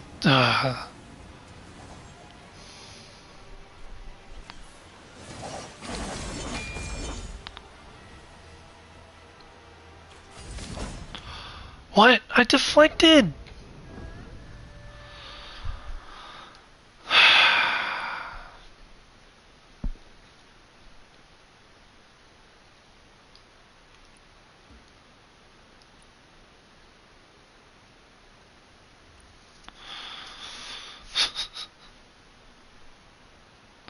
It keeps recommending it, but honestly, it's my weapon that's the problem.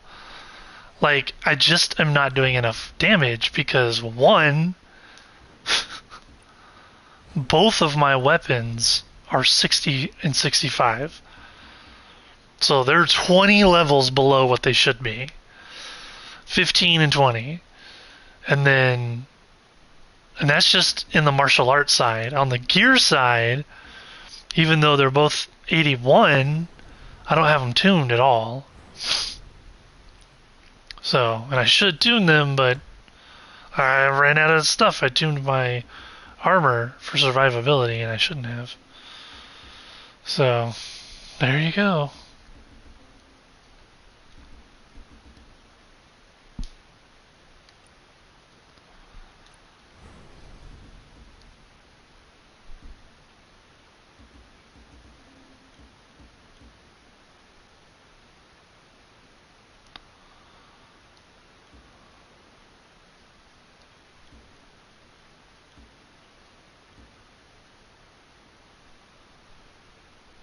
I still don't know what any of the arsenal stuff really means.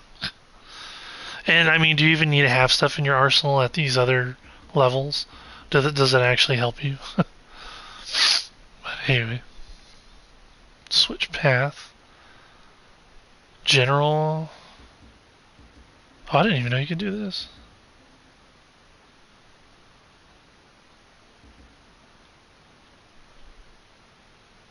It's all the same, though.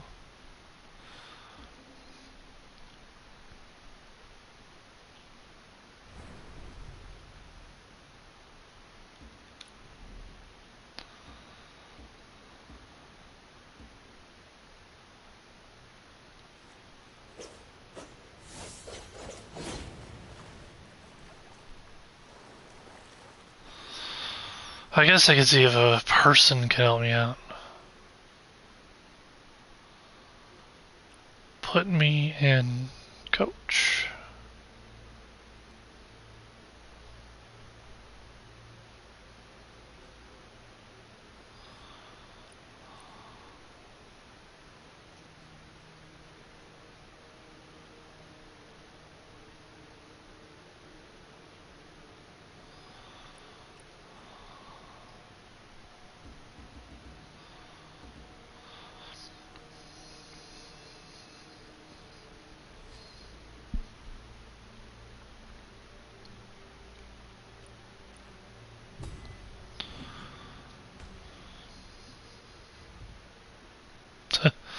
I hate when people say useless because they don't understand when someone's offline and you get them to assist you, the AI, it doesn't really do anything.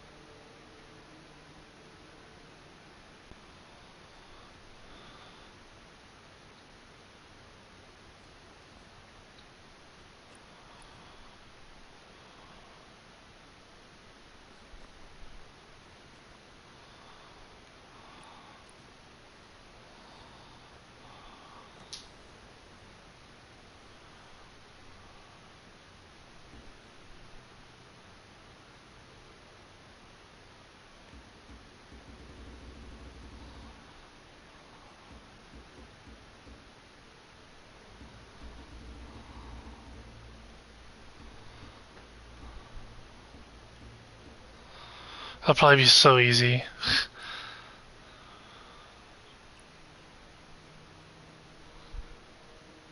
Oh.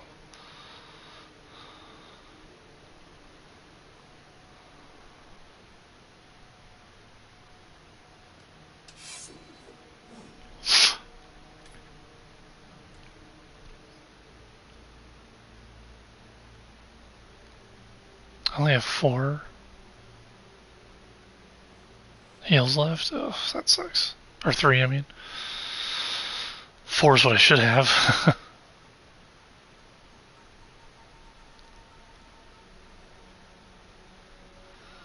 I wonder if I have any medicinal notes. Are they under this tab?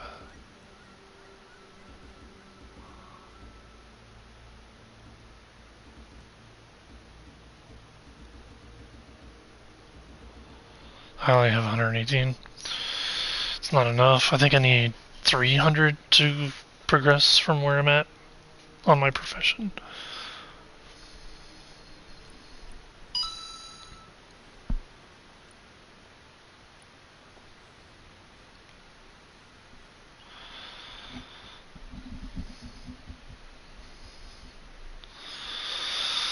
More.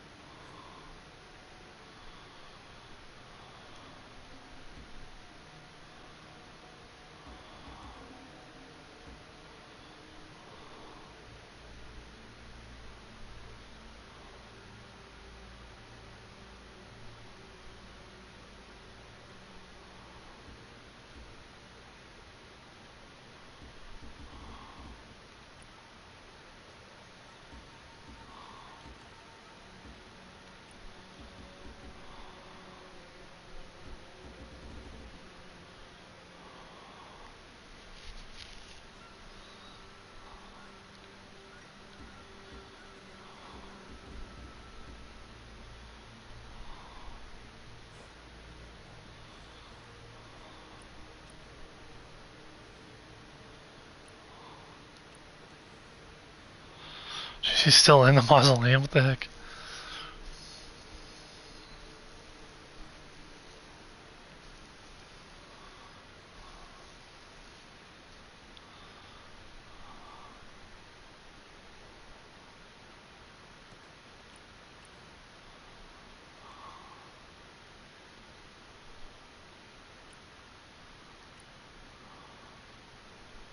Oh. It looks like it's green to me. Heroic assist.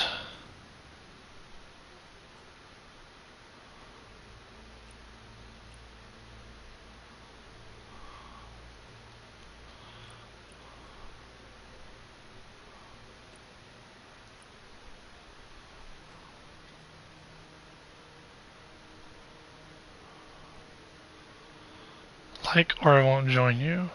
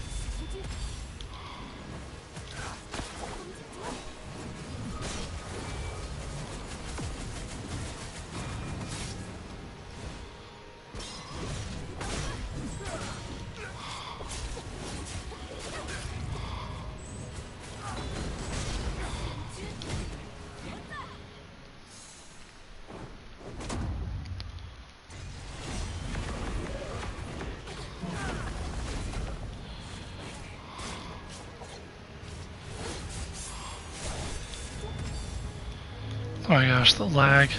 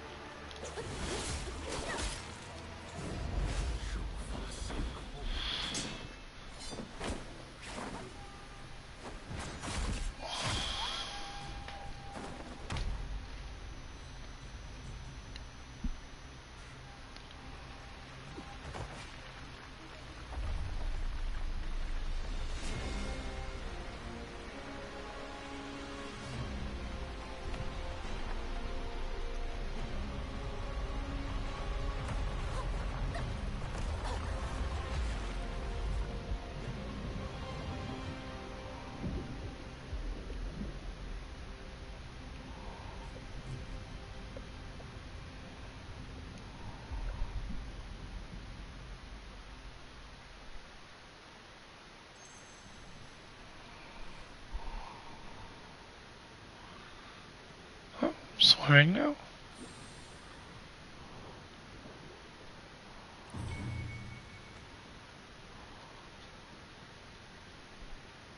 Oh, can I not like it? Oh, anyway.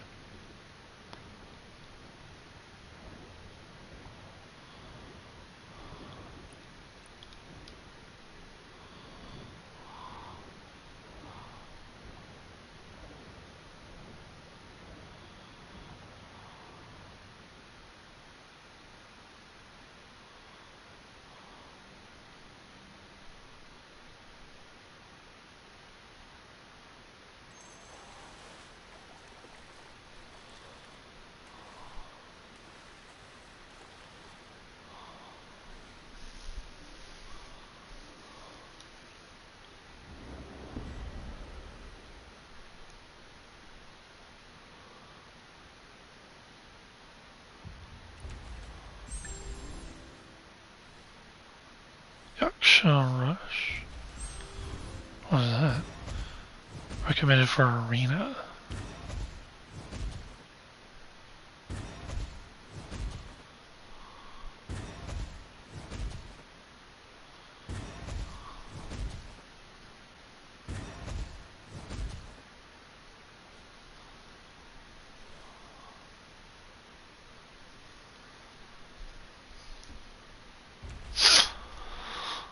Alright.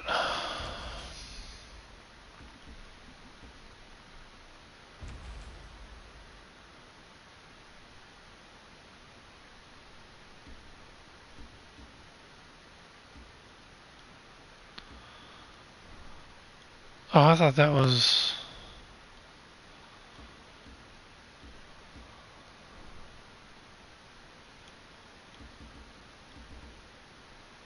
I thought for sure that was going to unlock that thing right there, but I guess not.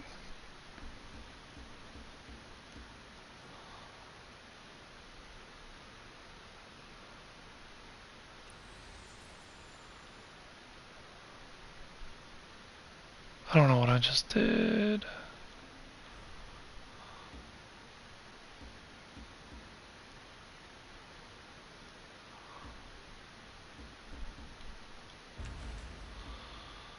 Man, I don't like the navigation for this, especially on controller.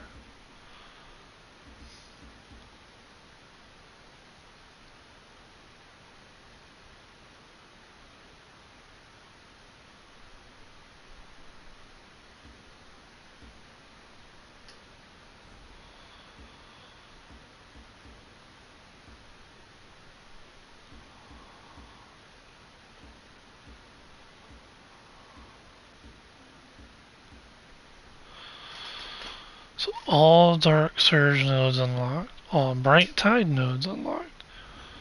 So how do I unlock this one?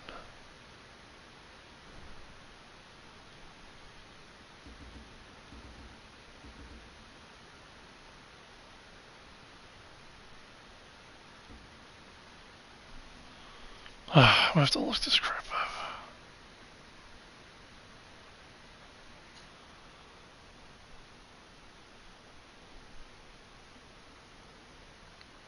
I hate looking so much stuff up, but it's like, it just doesn't give you enough information. It's like, how do I unlock this? I've got 4 of them unlocked.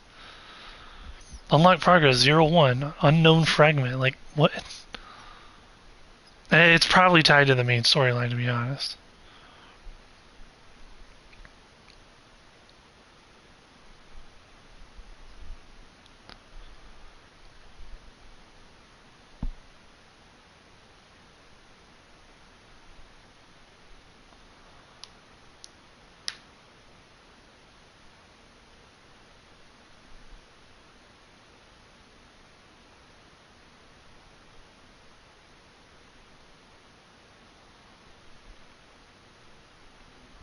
What is this actually called? Dark Surge.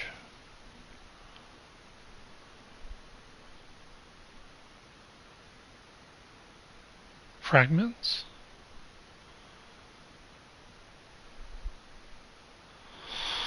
Okay. So, I'm missing whatever the second one is.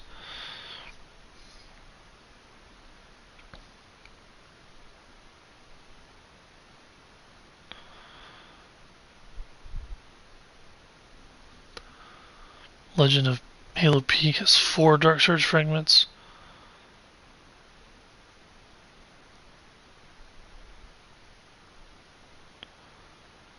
Is it only showing me?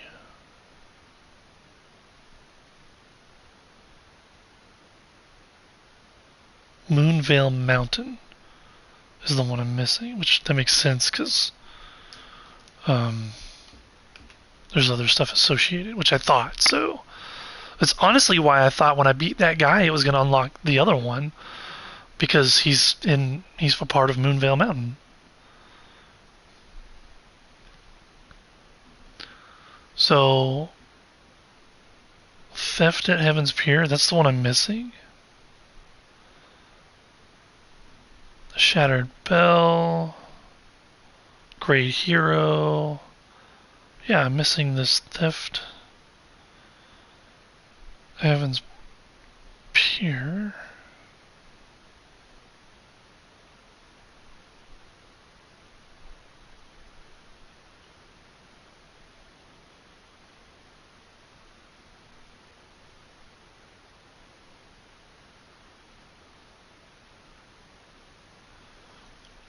Wait, how have I never done this before?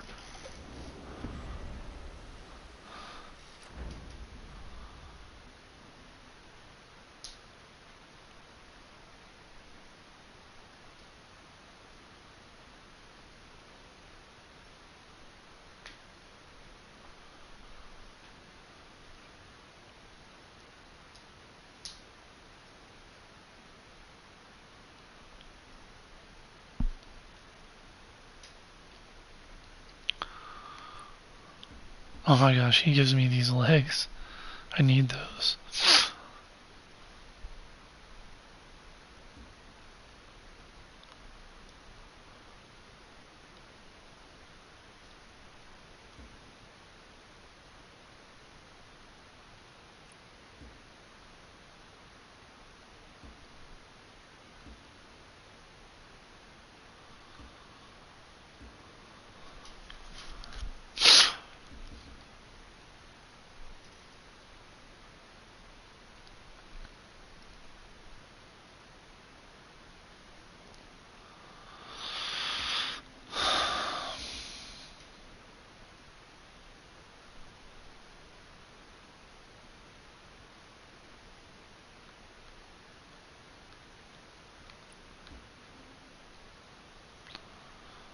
So I guess that just means I can challenge him now. Whatever.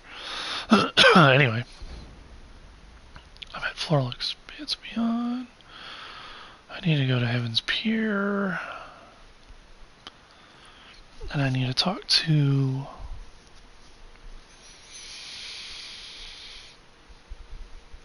Zhang Dajuang. But she's actually over here.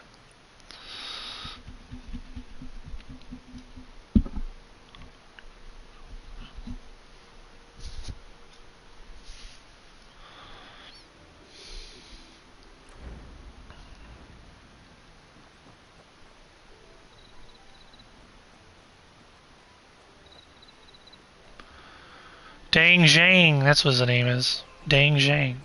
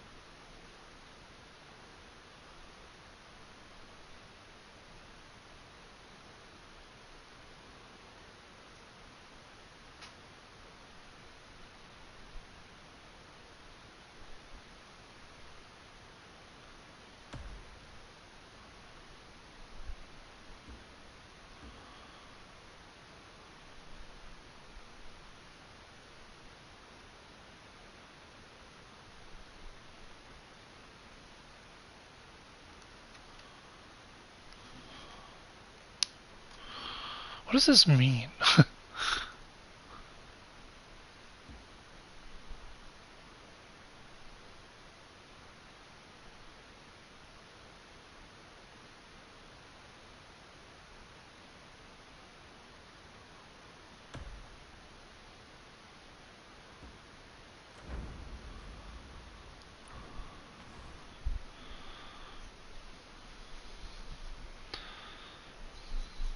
How often does this respite thing happen?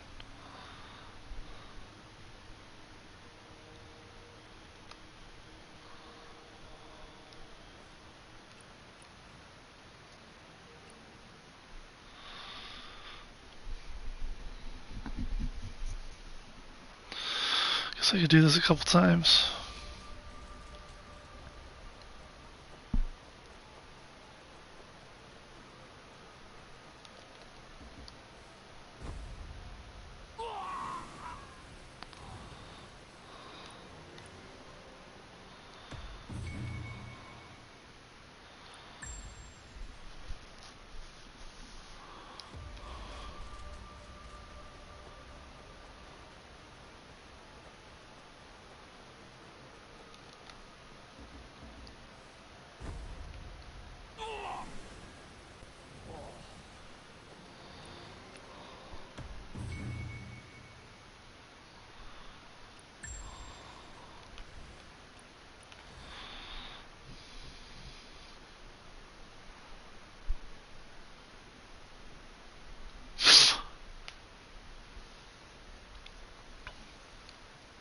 You know, that load screen amuses me because the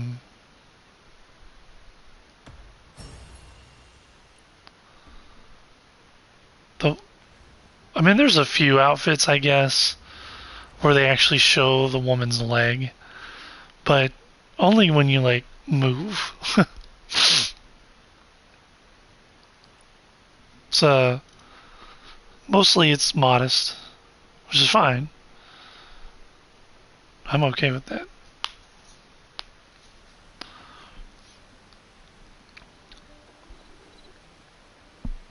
But the way she's sitting all seductively in that picture is like, uh-huh.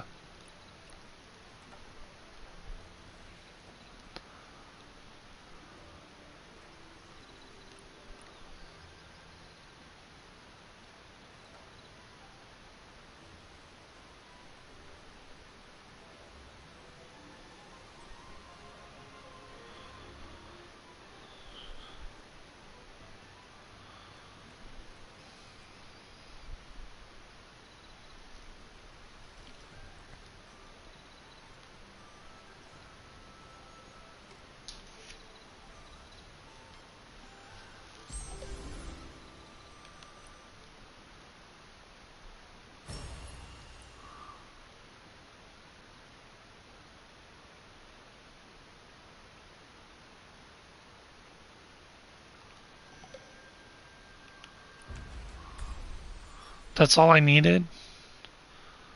Really? Wow. I thought I was gonna have to do like a little side quest thing. The heck? Alright, so I need the bright tide nodes now.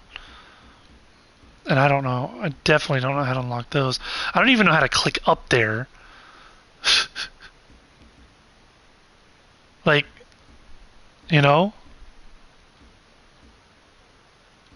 Like, I don't know how to go up there and click on those.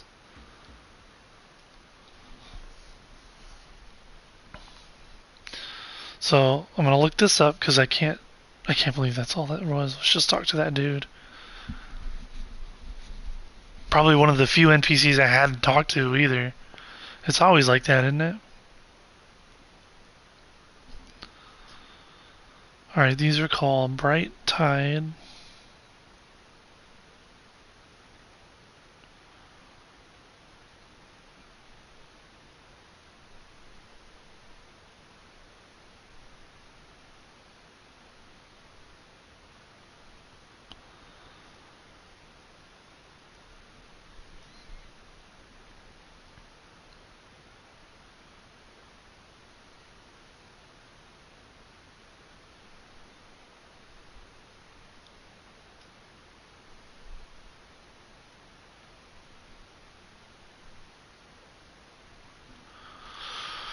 Okay, so I have to. I just have to keep doing the main storyline. That's all I can really do. Because as far as like this stuff goes, well, actually, you know what? Is it Blissful Retreat?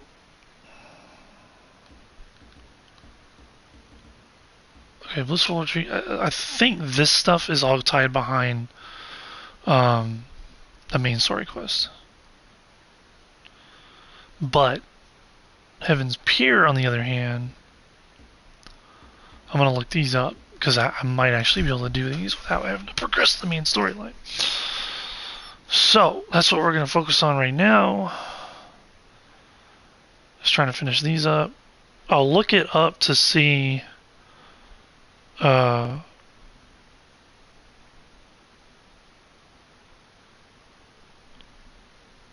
if I need to finish the main story or continue the main story. But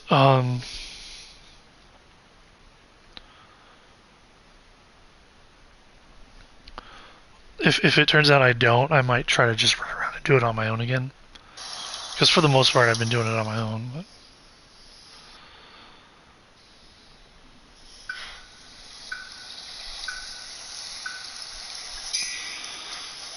Alright, a Toast to Destiny. I wish you could click on these and it would tell you like which ones you have.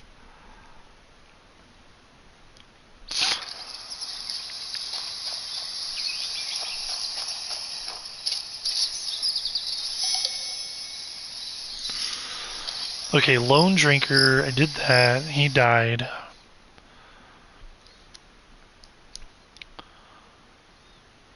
So I did Lone Drinker. And then there's Her Legacy.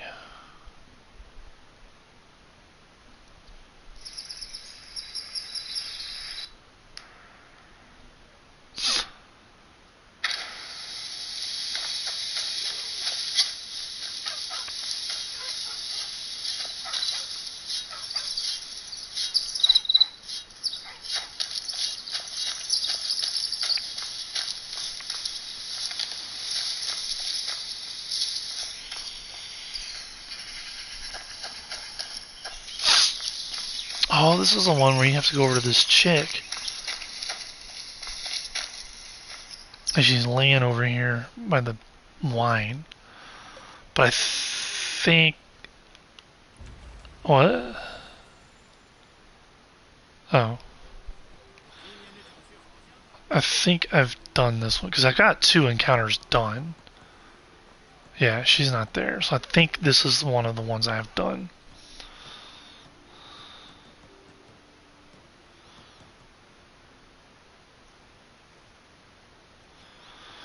Tales that soar.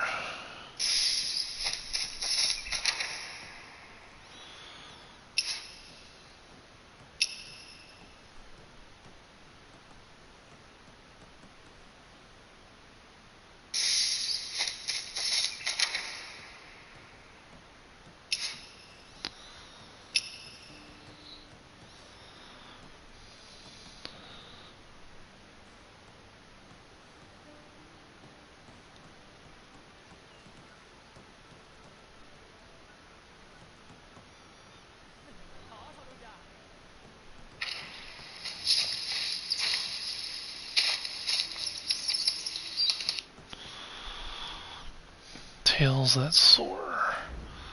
Maybe I did this one. There's 2 that I finished.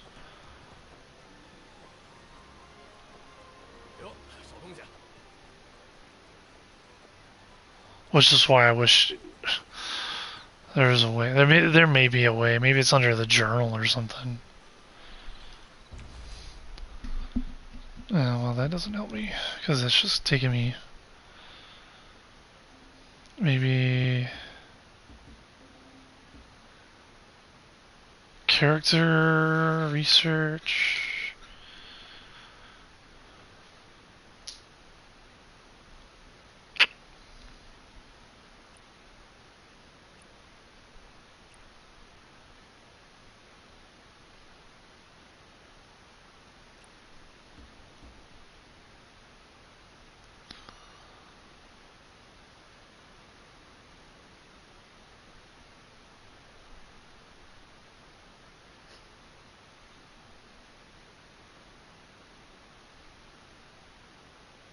Wait, what?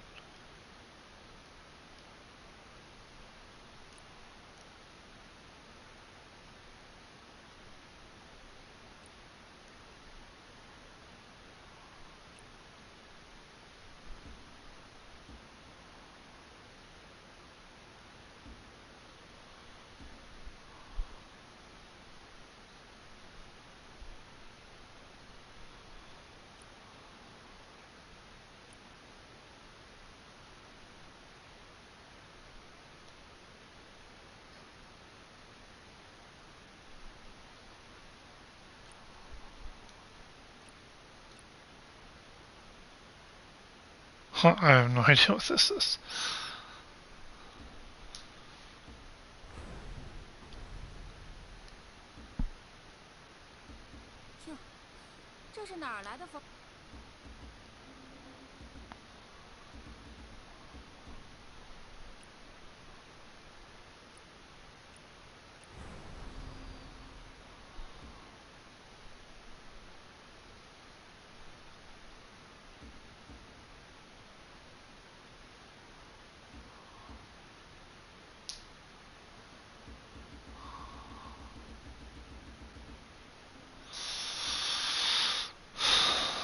Northern Val.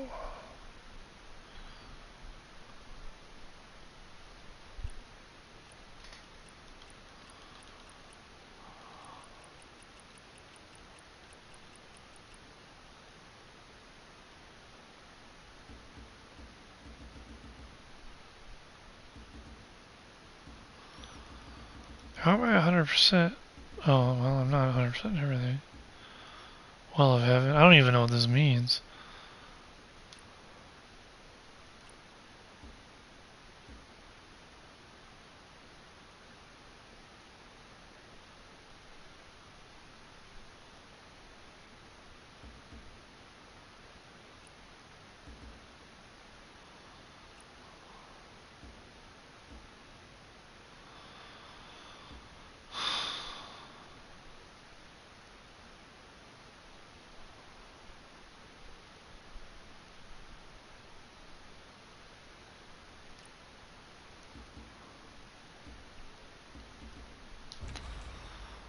I'm missing a world boss. Oh, you know. Okay, that makes sense.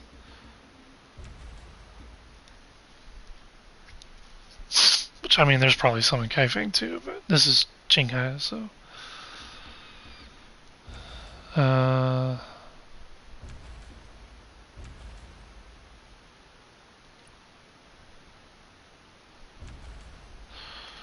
well, this guy's not showing up, so maybe I did this one too.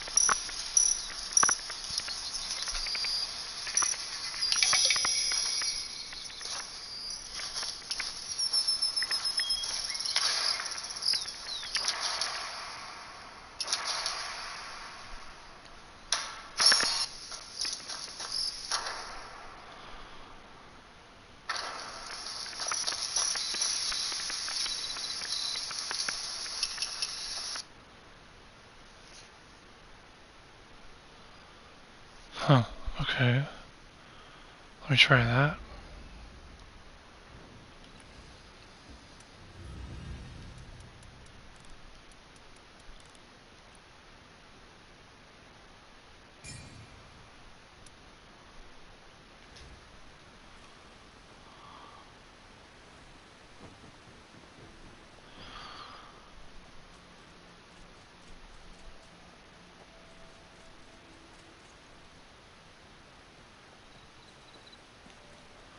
There should be a guy right here. Encounter. A drastic cure. Oh, he literally just appeared.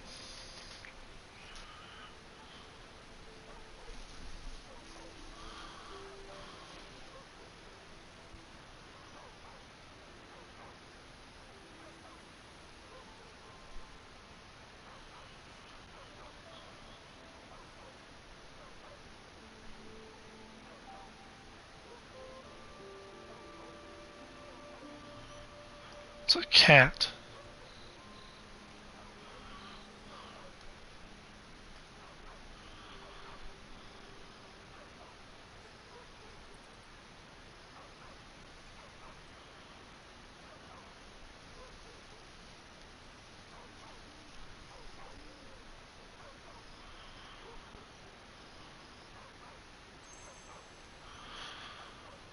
Wait until daytime and find you.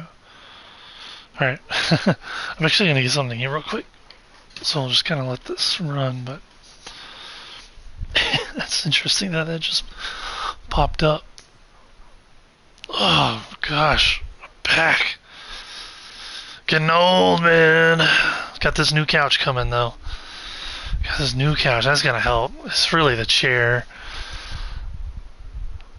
The chair is not good for my back that I sit in. It basically makes my body into a C shape. And yeah. That's not a good shape for your back to be in. Is a C. You don't really want that. And the new couch has lumbar support. So I'm looking forward to that. Having that lumbar support.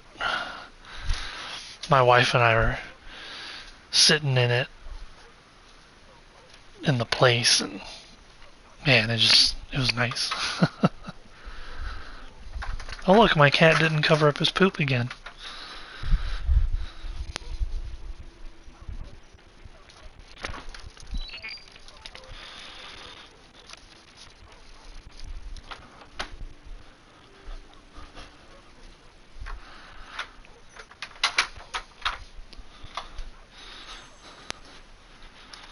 Wait, what was that? What was that sound?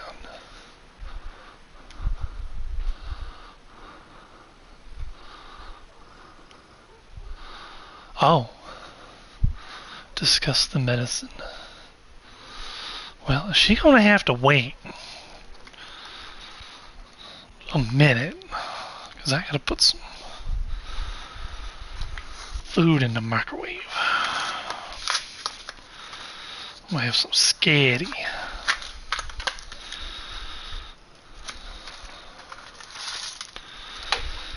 Ventilate.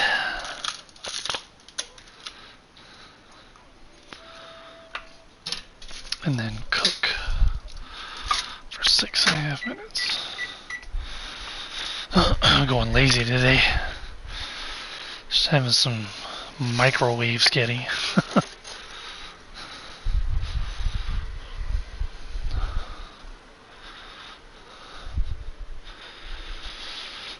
Alright, let's go talk to Yayo. I know her name's not Yayo, just...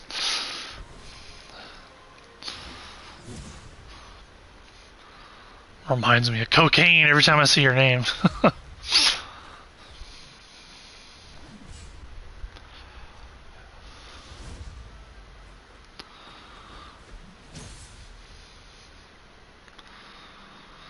Probably should have just teleported over here. I think there's actually a teleport zone right by her. In fact, yeah. Oh my gosh.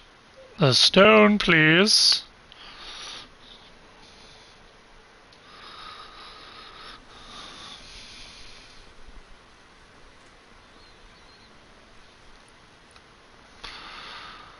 A drastic cure.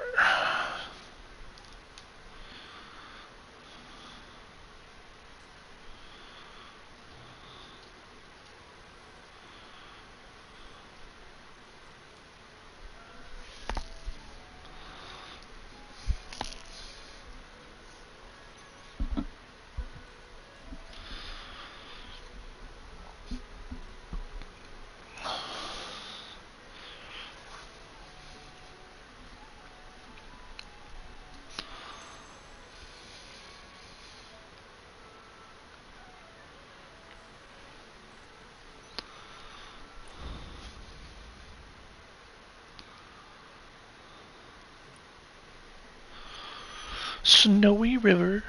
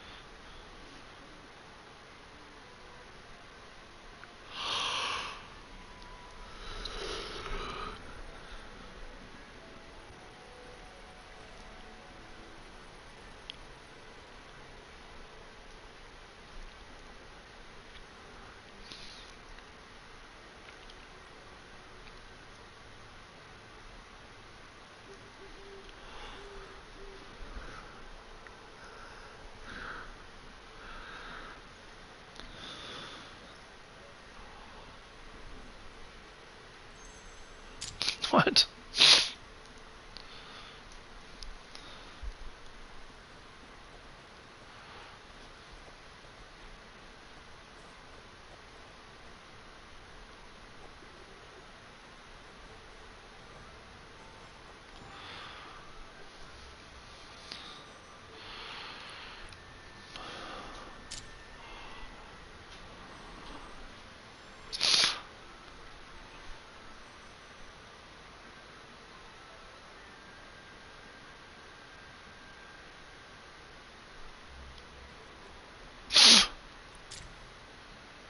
Cat whisker.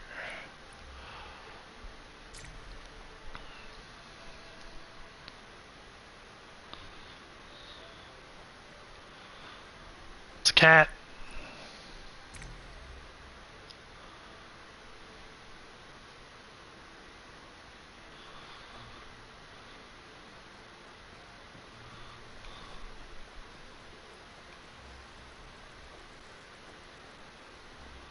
They're evil.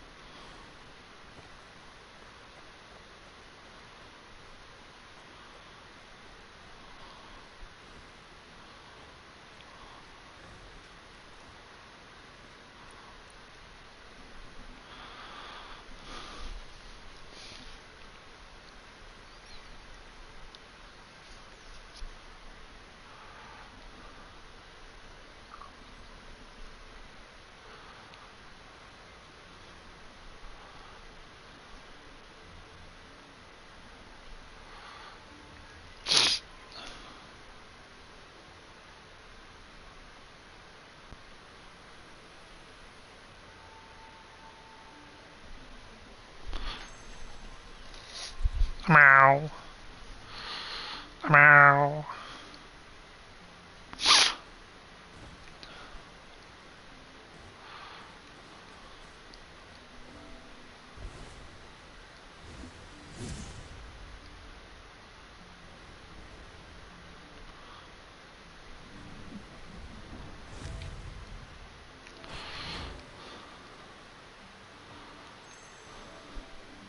Foxdoll.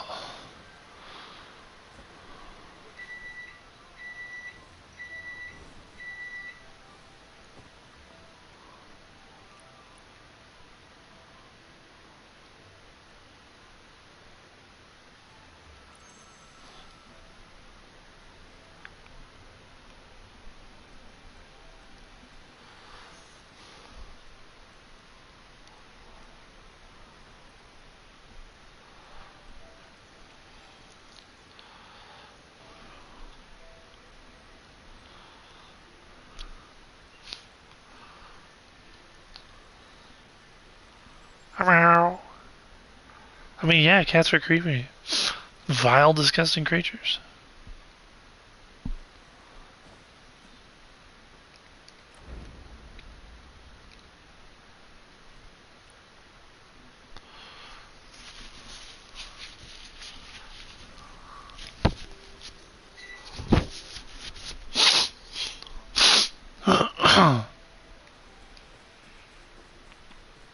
I mean, I should know that cats are vile, disgusting creatures because mine doesn't cover up his poop.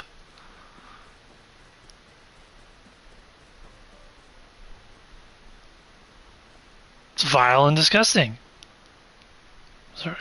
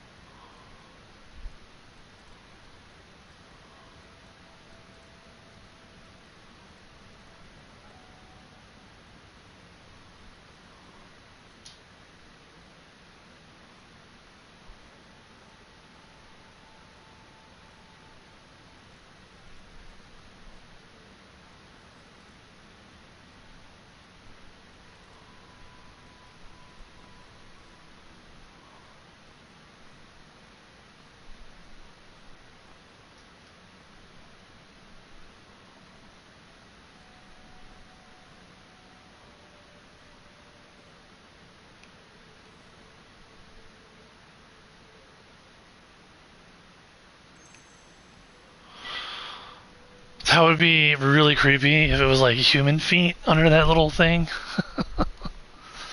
But again, it's just a cat. People are weird, man. Superstitious. Like the ancient Chinese, the Egyptians, and their weird superstitions and infatuation with cats. Strange cultures, man. I tell you what, strange.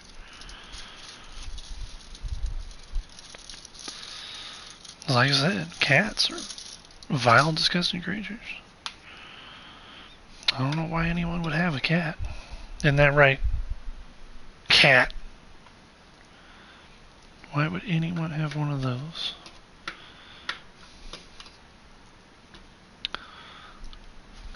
I surely don't know why I have one. That's all he does is pee on things he shouldn't. Don't cover his poop up. Puke his food up all the time and ruin the carpet. Vile, disgusting creatures.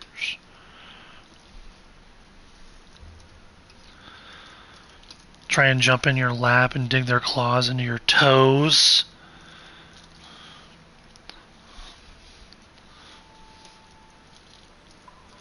That just happened the other night. I was just sitting in my chair, and without any warning, the cat just jumps up in my lap, and he put his rear claws on I had like my leg up crossed, and he puts his back claws into my foot to push off of as he jumps up onto my lap. And those dig into my foot, which the suddenness of it, because I was talking to my wife and I was looking at her, so that I didn't even realize he was about to jump on my lap. And because his claws went into my foot, it made me jump, which made them, of course, dig in even harder. And then in his panic of trying to get away from me, because I'm like, he digs in, he turns around and digs in even harder to push off.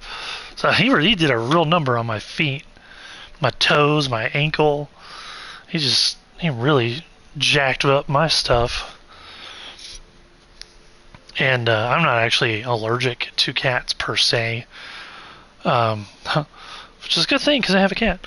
But I am allergic to their saliva and their dandruff, or their saliva. The dandruff doesn't really bother me. Otherwise, I'd probably like be sneezing and coughing and dying half the time.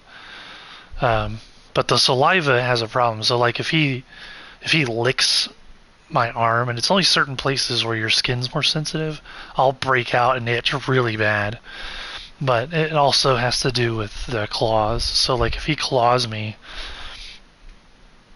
not only do you get the results of your flesh being torn open by claws, but like almost instantly I'm itching like crazy, and I have to immediately wash the area where the cat clawed me. So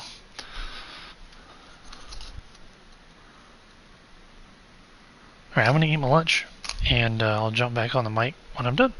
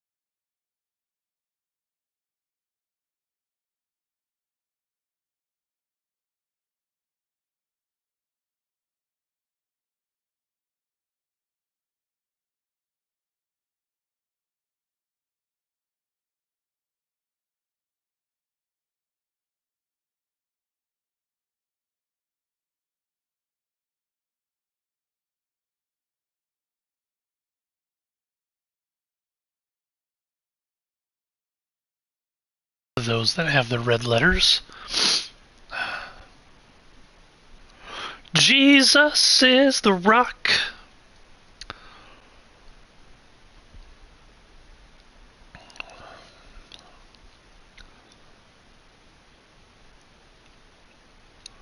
The song isn't Peter is the rock.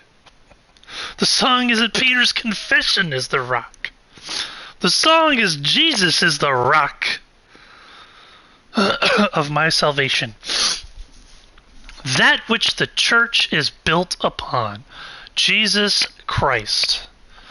Come on, Catholics, and everybody else who believes that. It's not that hard. It's right there in the Bible.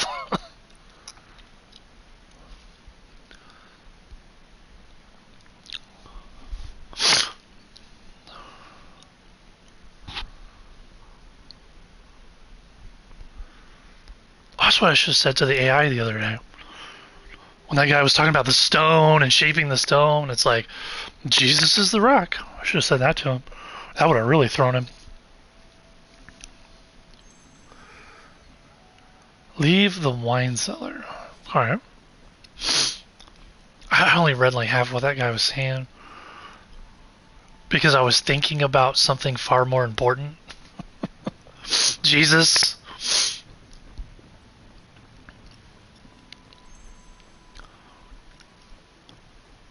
What's up, guy?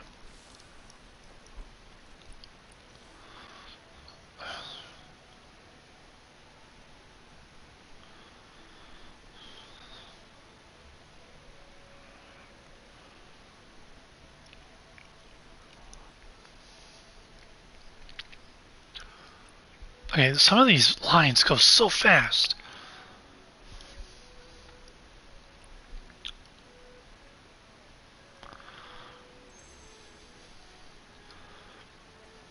You never know, like, when the line is just gonna go away either.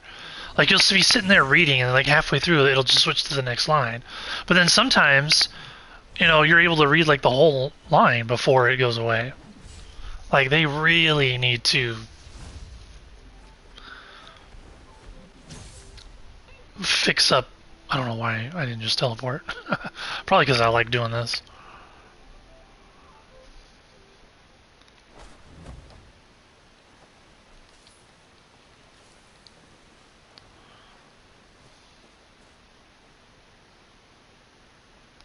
Chube. Oh, at midnight.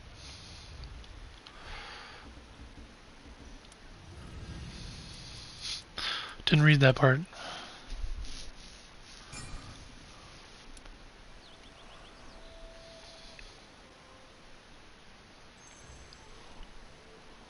Find the source of the strange noise. Uh-oh.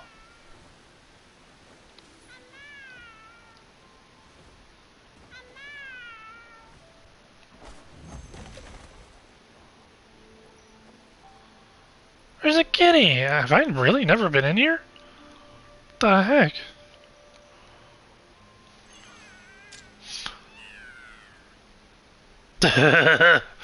What did I say? Vicious creatures.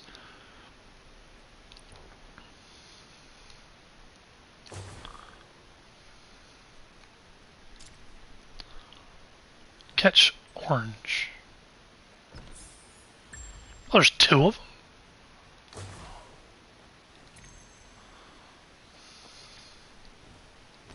I knew that. I knew there were two crabs. I don't know what I'm thinking.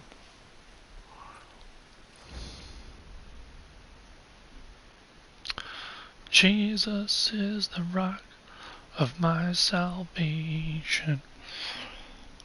I'm not really into some of those church songs like that. I prefer the hymns. But the song has it right.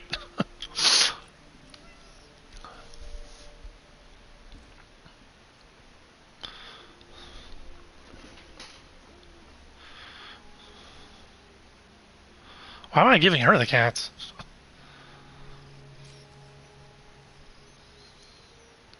Ah.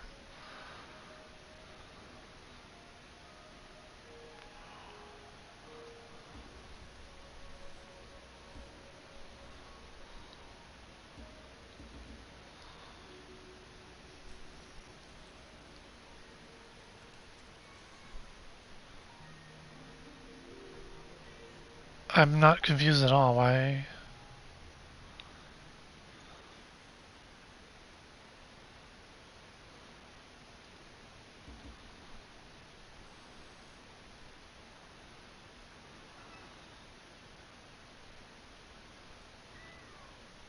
See, that line, like, I get 3 words in and it already moves to the next thing. There we go. Male cats get restless during mating season, and one of them mistook the fox doll for a real cat and carried it off. Probably shouldn't tell Jadao about this. Yeah, no kidding.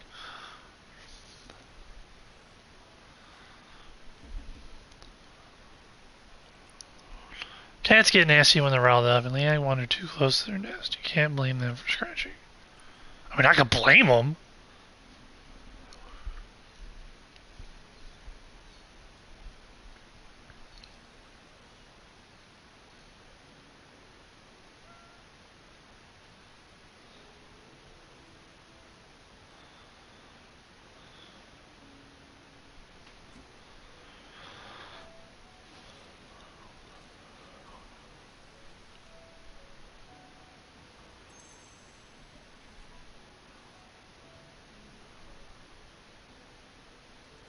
I mean, what if these dudes don't want their cats mating with each other? I'm just saying. Although I think the deed's already been done.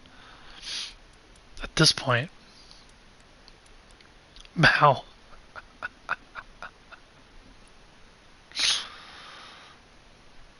That's just coincidence, I'm sure.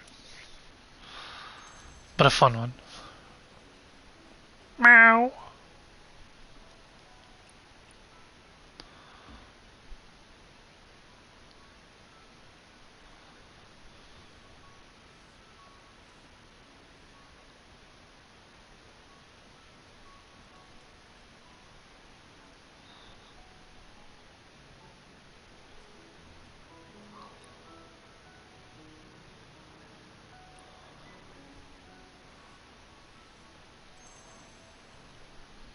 She didn't snip his balls off, did she? I mean, that would take, like, the recovery would be longer than a day, I'm sure, and I don't even know if they could do that back then, to be perfectly honest.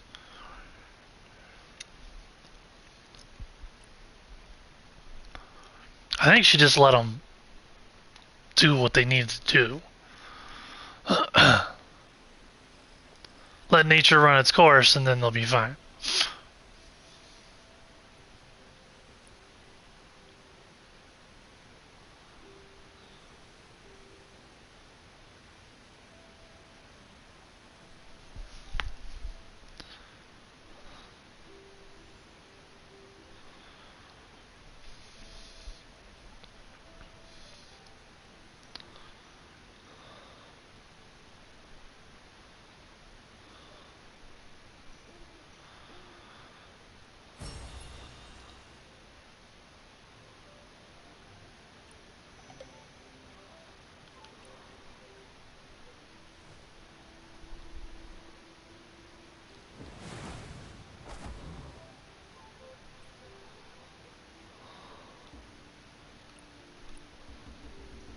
Bruised.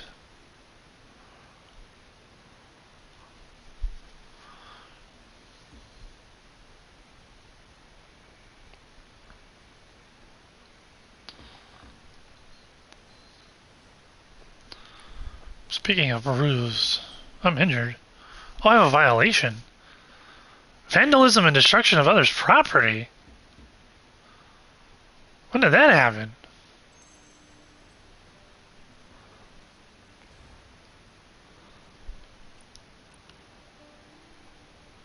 What?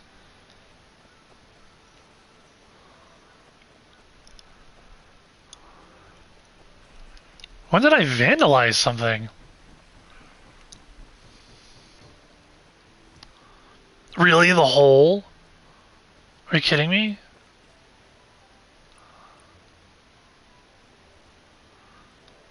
Really? These 2 little frickin' jars? Are you kidding me? Wow.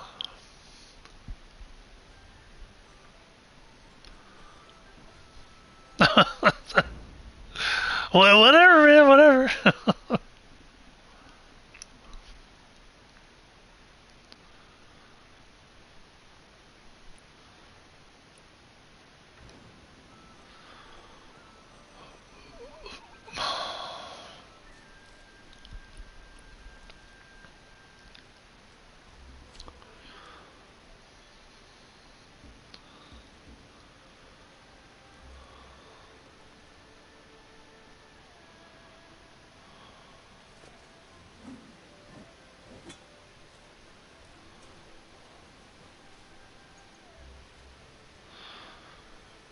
Look at all these wusses that can't hold their liquor. Pitch pot champion right here, buddy.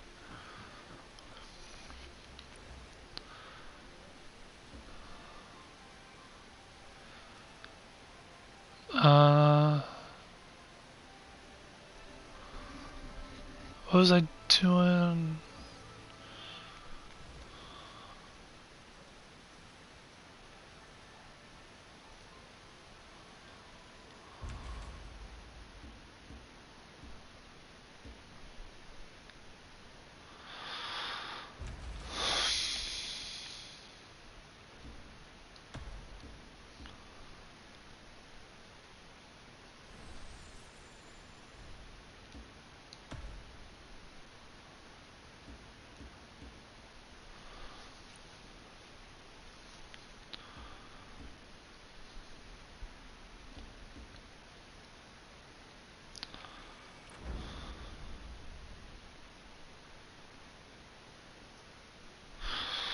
That's right.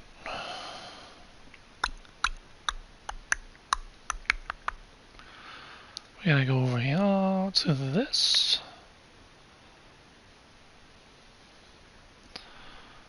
Alright, we got this done.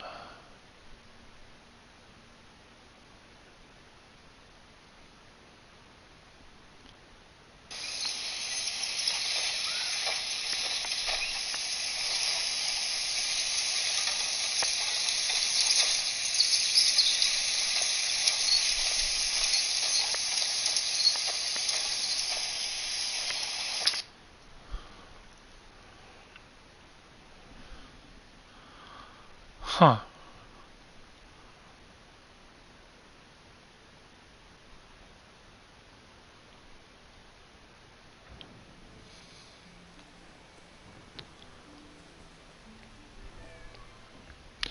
This is actually interesting. So this is Yuan. Okay, they are sisters. I never even noticed that. I might have realized that with my first character. I just kind of forgot about it.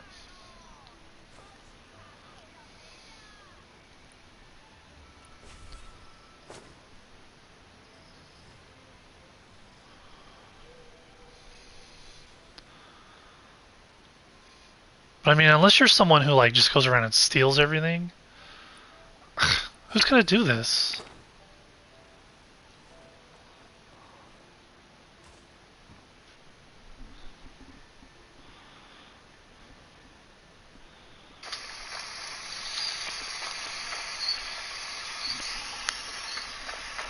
So what? So you have to steal from them. This is hilarious watching this dude try to steal from these two. I just went up on the roof and did it, and he's like having a lot of trouble. He actually ended up on the roof in the same spot I did. He's trying to be like super stealthy about it, and it's like as long as it says not discovered, you're fine. Alright, so you steal food, and then change the time to G.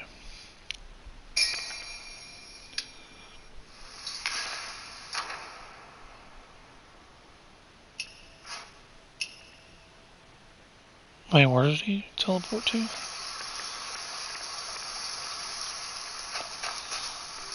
Oh, and just walk back into town.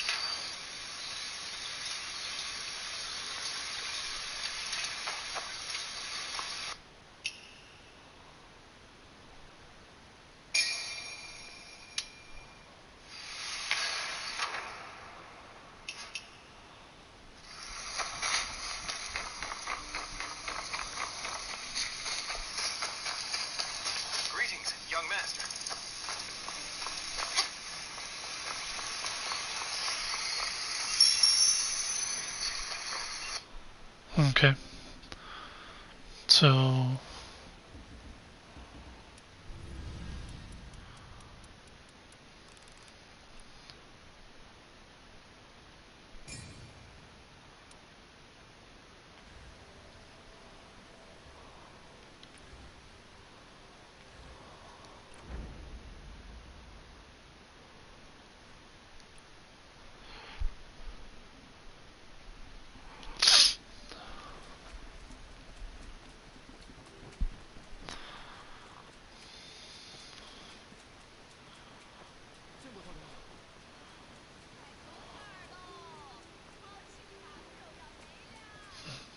hasn't happened yet.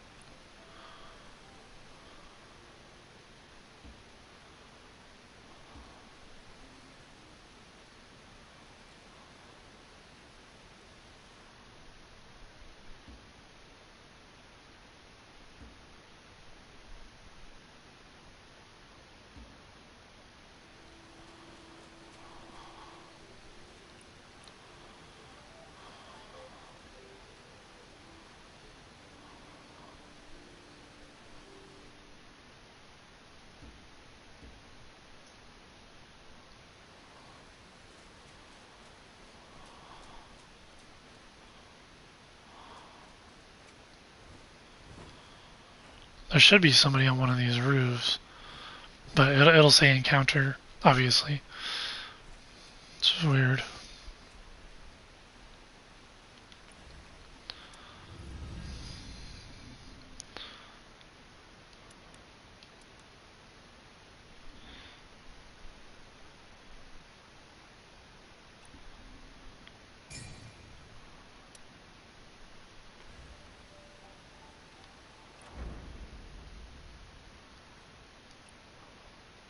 Trying again.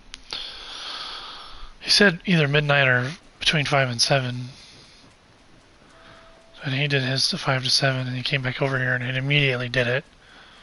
So, no such luck for me, of course.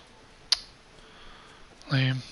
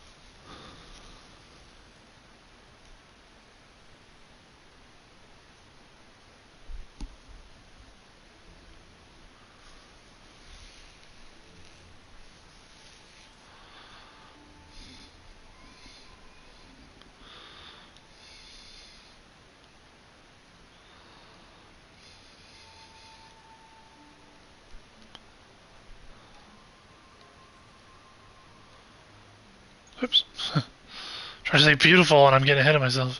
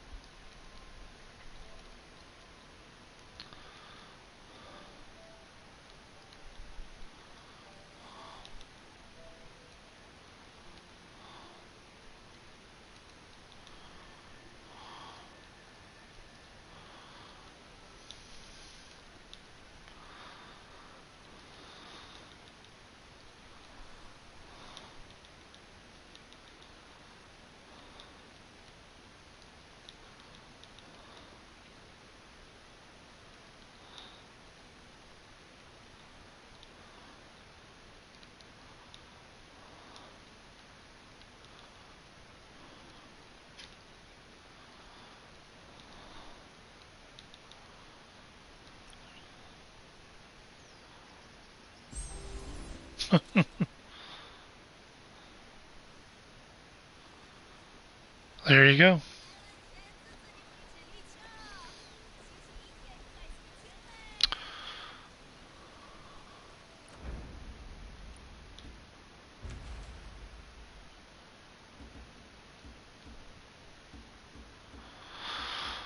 So it's just the Injustice quest and the encounters.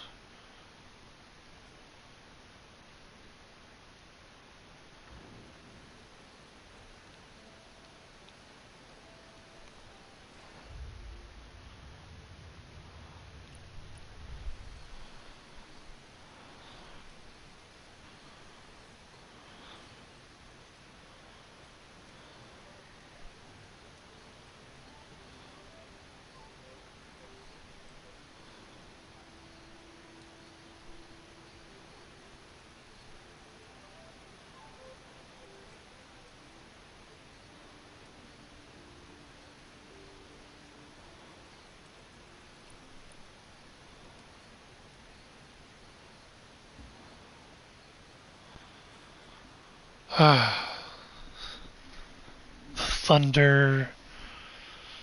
Hopefully my power doesn't go out.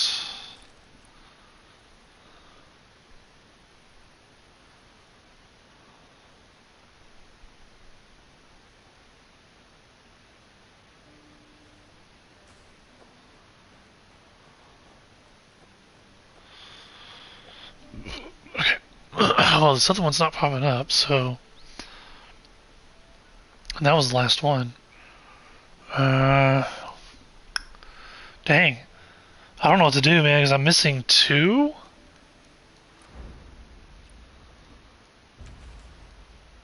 Yeah, I'm missing 2.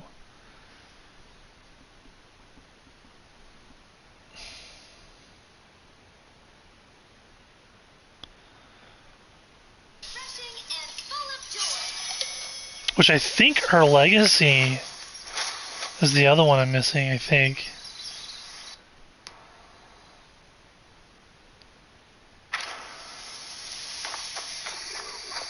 But I don't know why it's not popping up. Let me read some comments.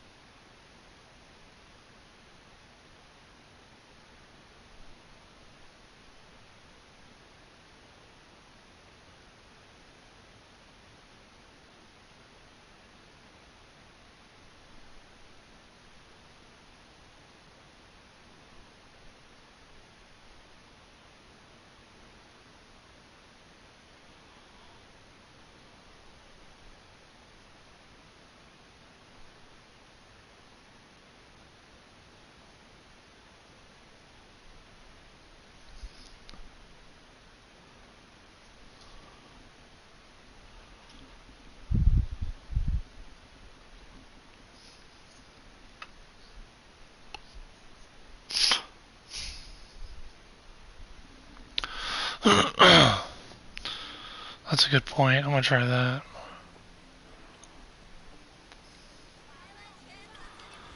So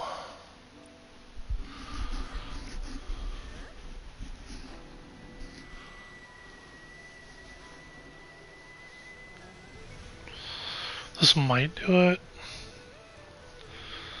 Sometimes just exiting and reloading will do it, but doesn't look like it's gonna work.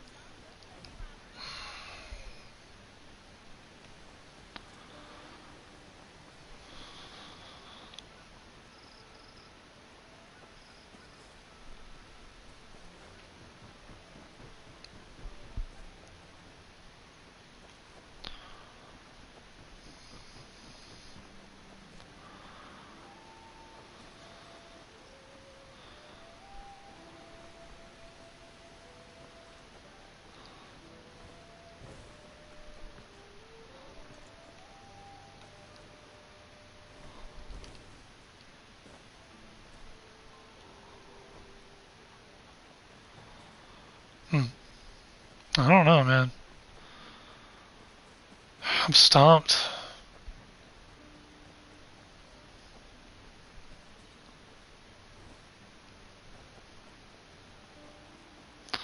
Someone said this one won't show up until you progress the main storyline.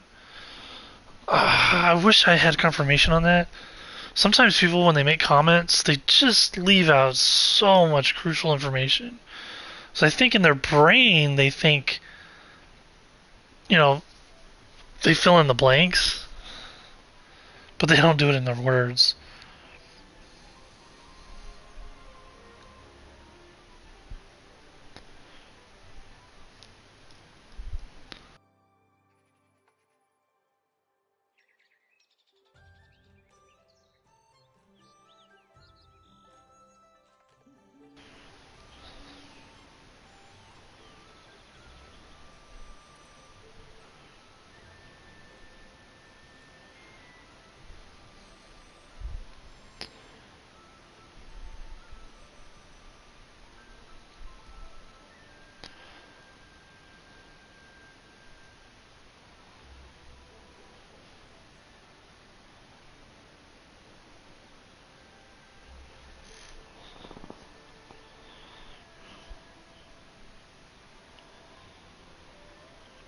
Alright, flying pedals on our rooftops. Let me look that up. That's the second time someone has said that.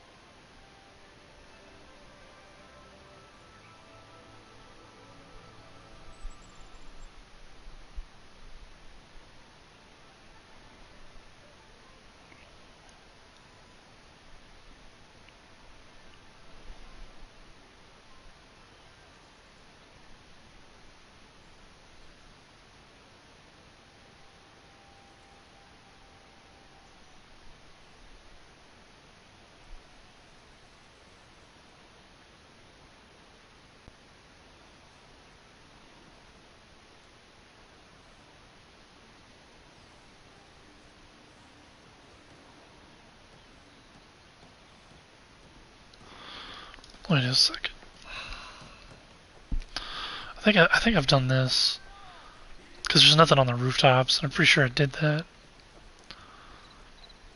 There's like those little baskets. Yeah, they're not up here. So there's like these little plates, almost like basket type plates, full of petals. Oh, there's some right here. Do I need to grab these?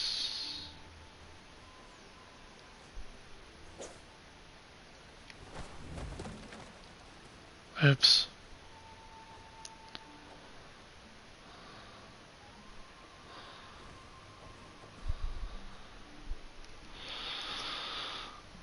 But when do you grab them?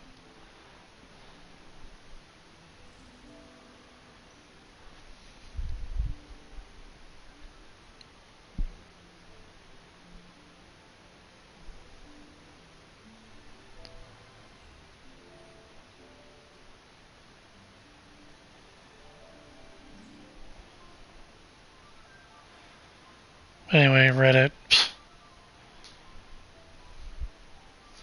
Oh, these are anecdotes. That's what they are. So those are... Is that Tales and Echoes? Where are the anecdotes under?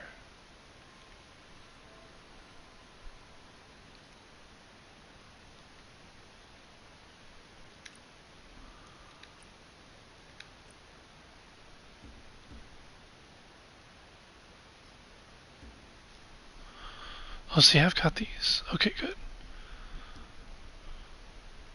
Can we...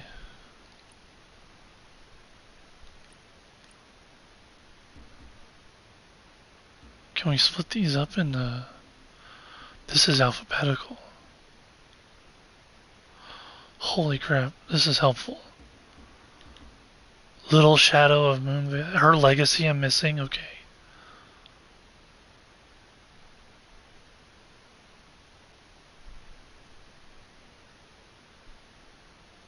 Heaven's Fear is no longer what it once was. In the midst of memories and loss, you find an unnamed treasure map. Okay, yeah, that has to be done after the main storyline where Heaven's Fear burns down. Or Blissful Retreat burns down. But I guess both of them suffered attacks.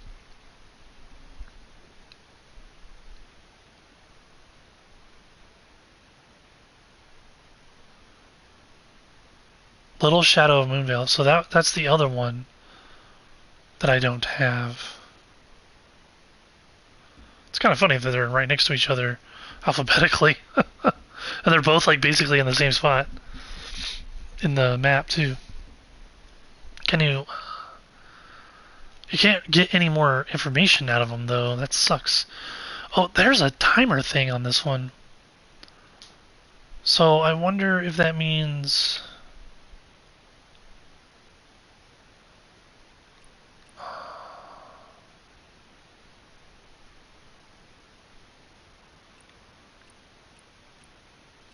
And that one's colored, and this one's not. Fascinating. Twisted Destiny?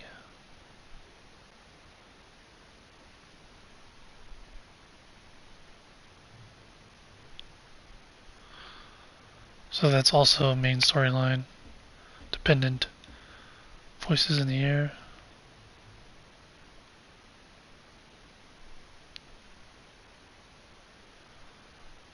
Moonlit Flower Seeds.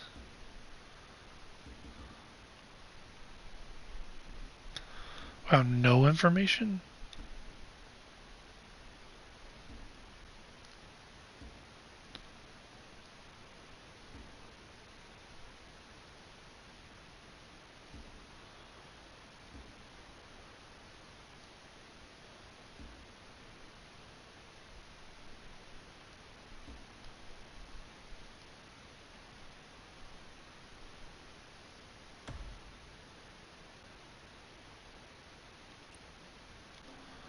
Alright, so I'm missing Little Shadow and Her Legacy.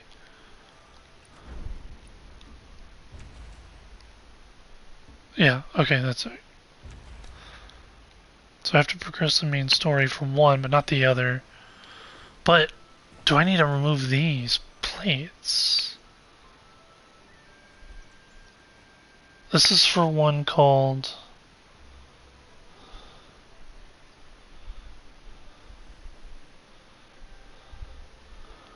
Flying Petals.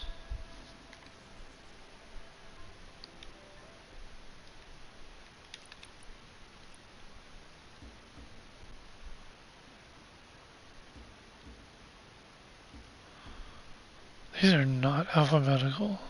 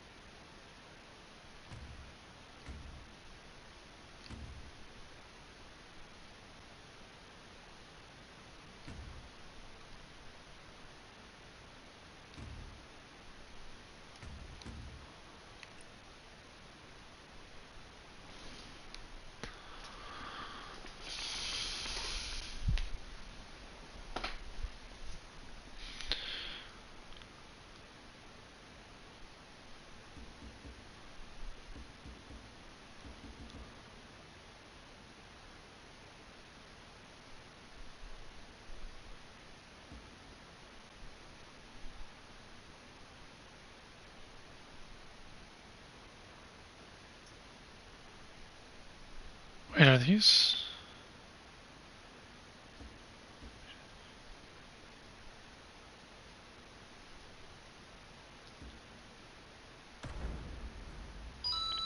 Oh.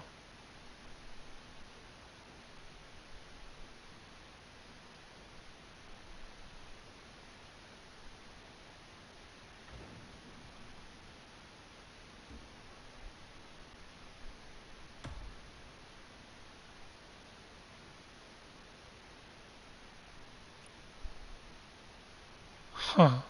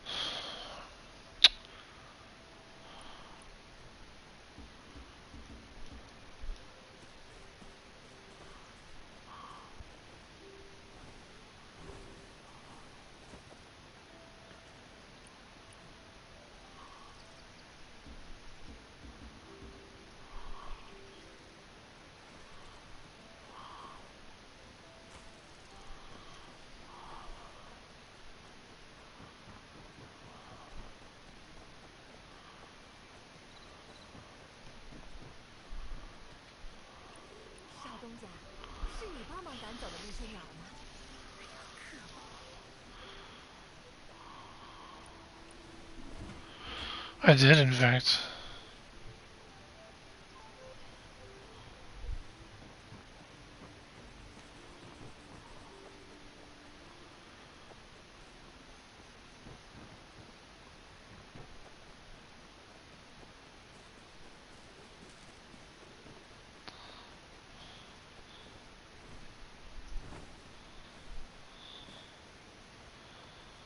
Wait. Am I? Where am I?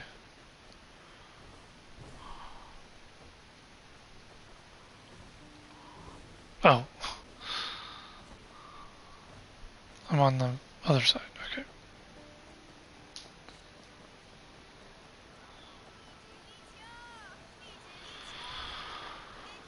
Alright, we're gonna switch the time real quick, see if it pops up, and then I'm gonna log off because there's a storm coming. And I don't want to risk it.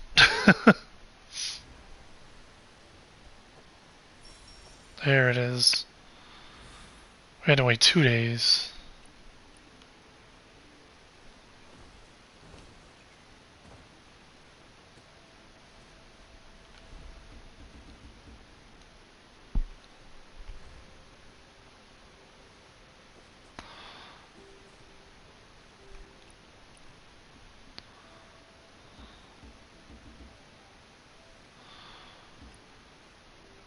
Oops.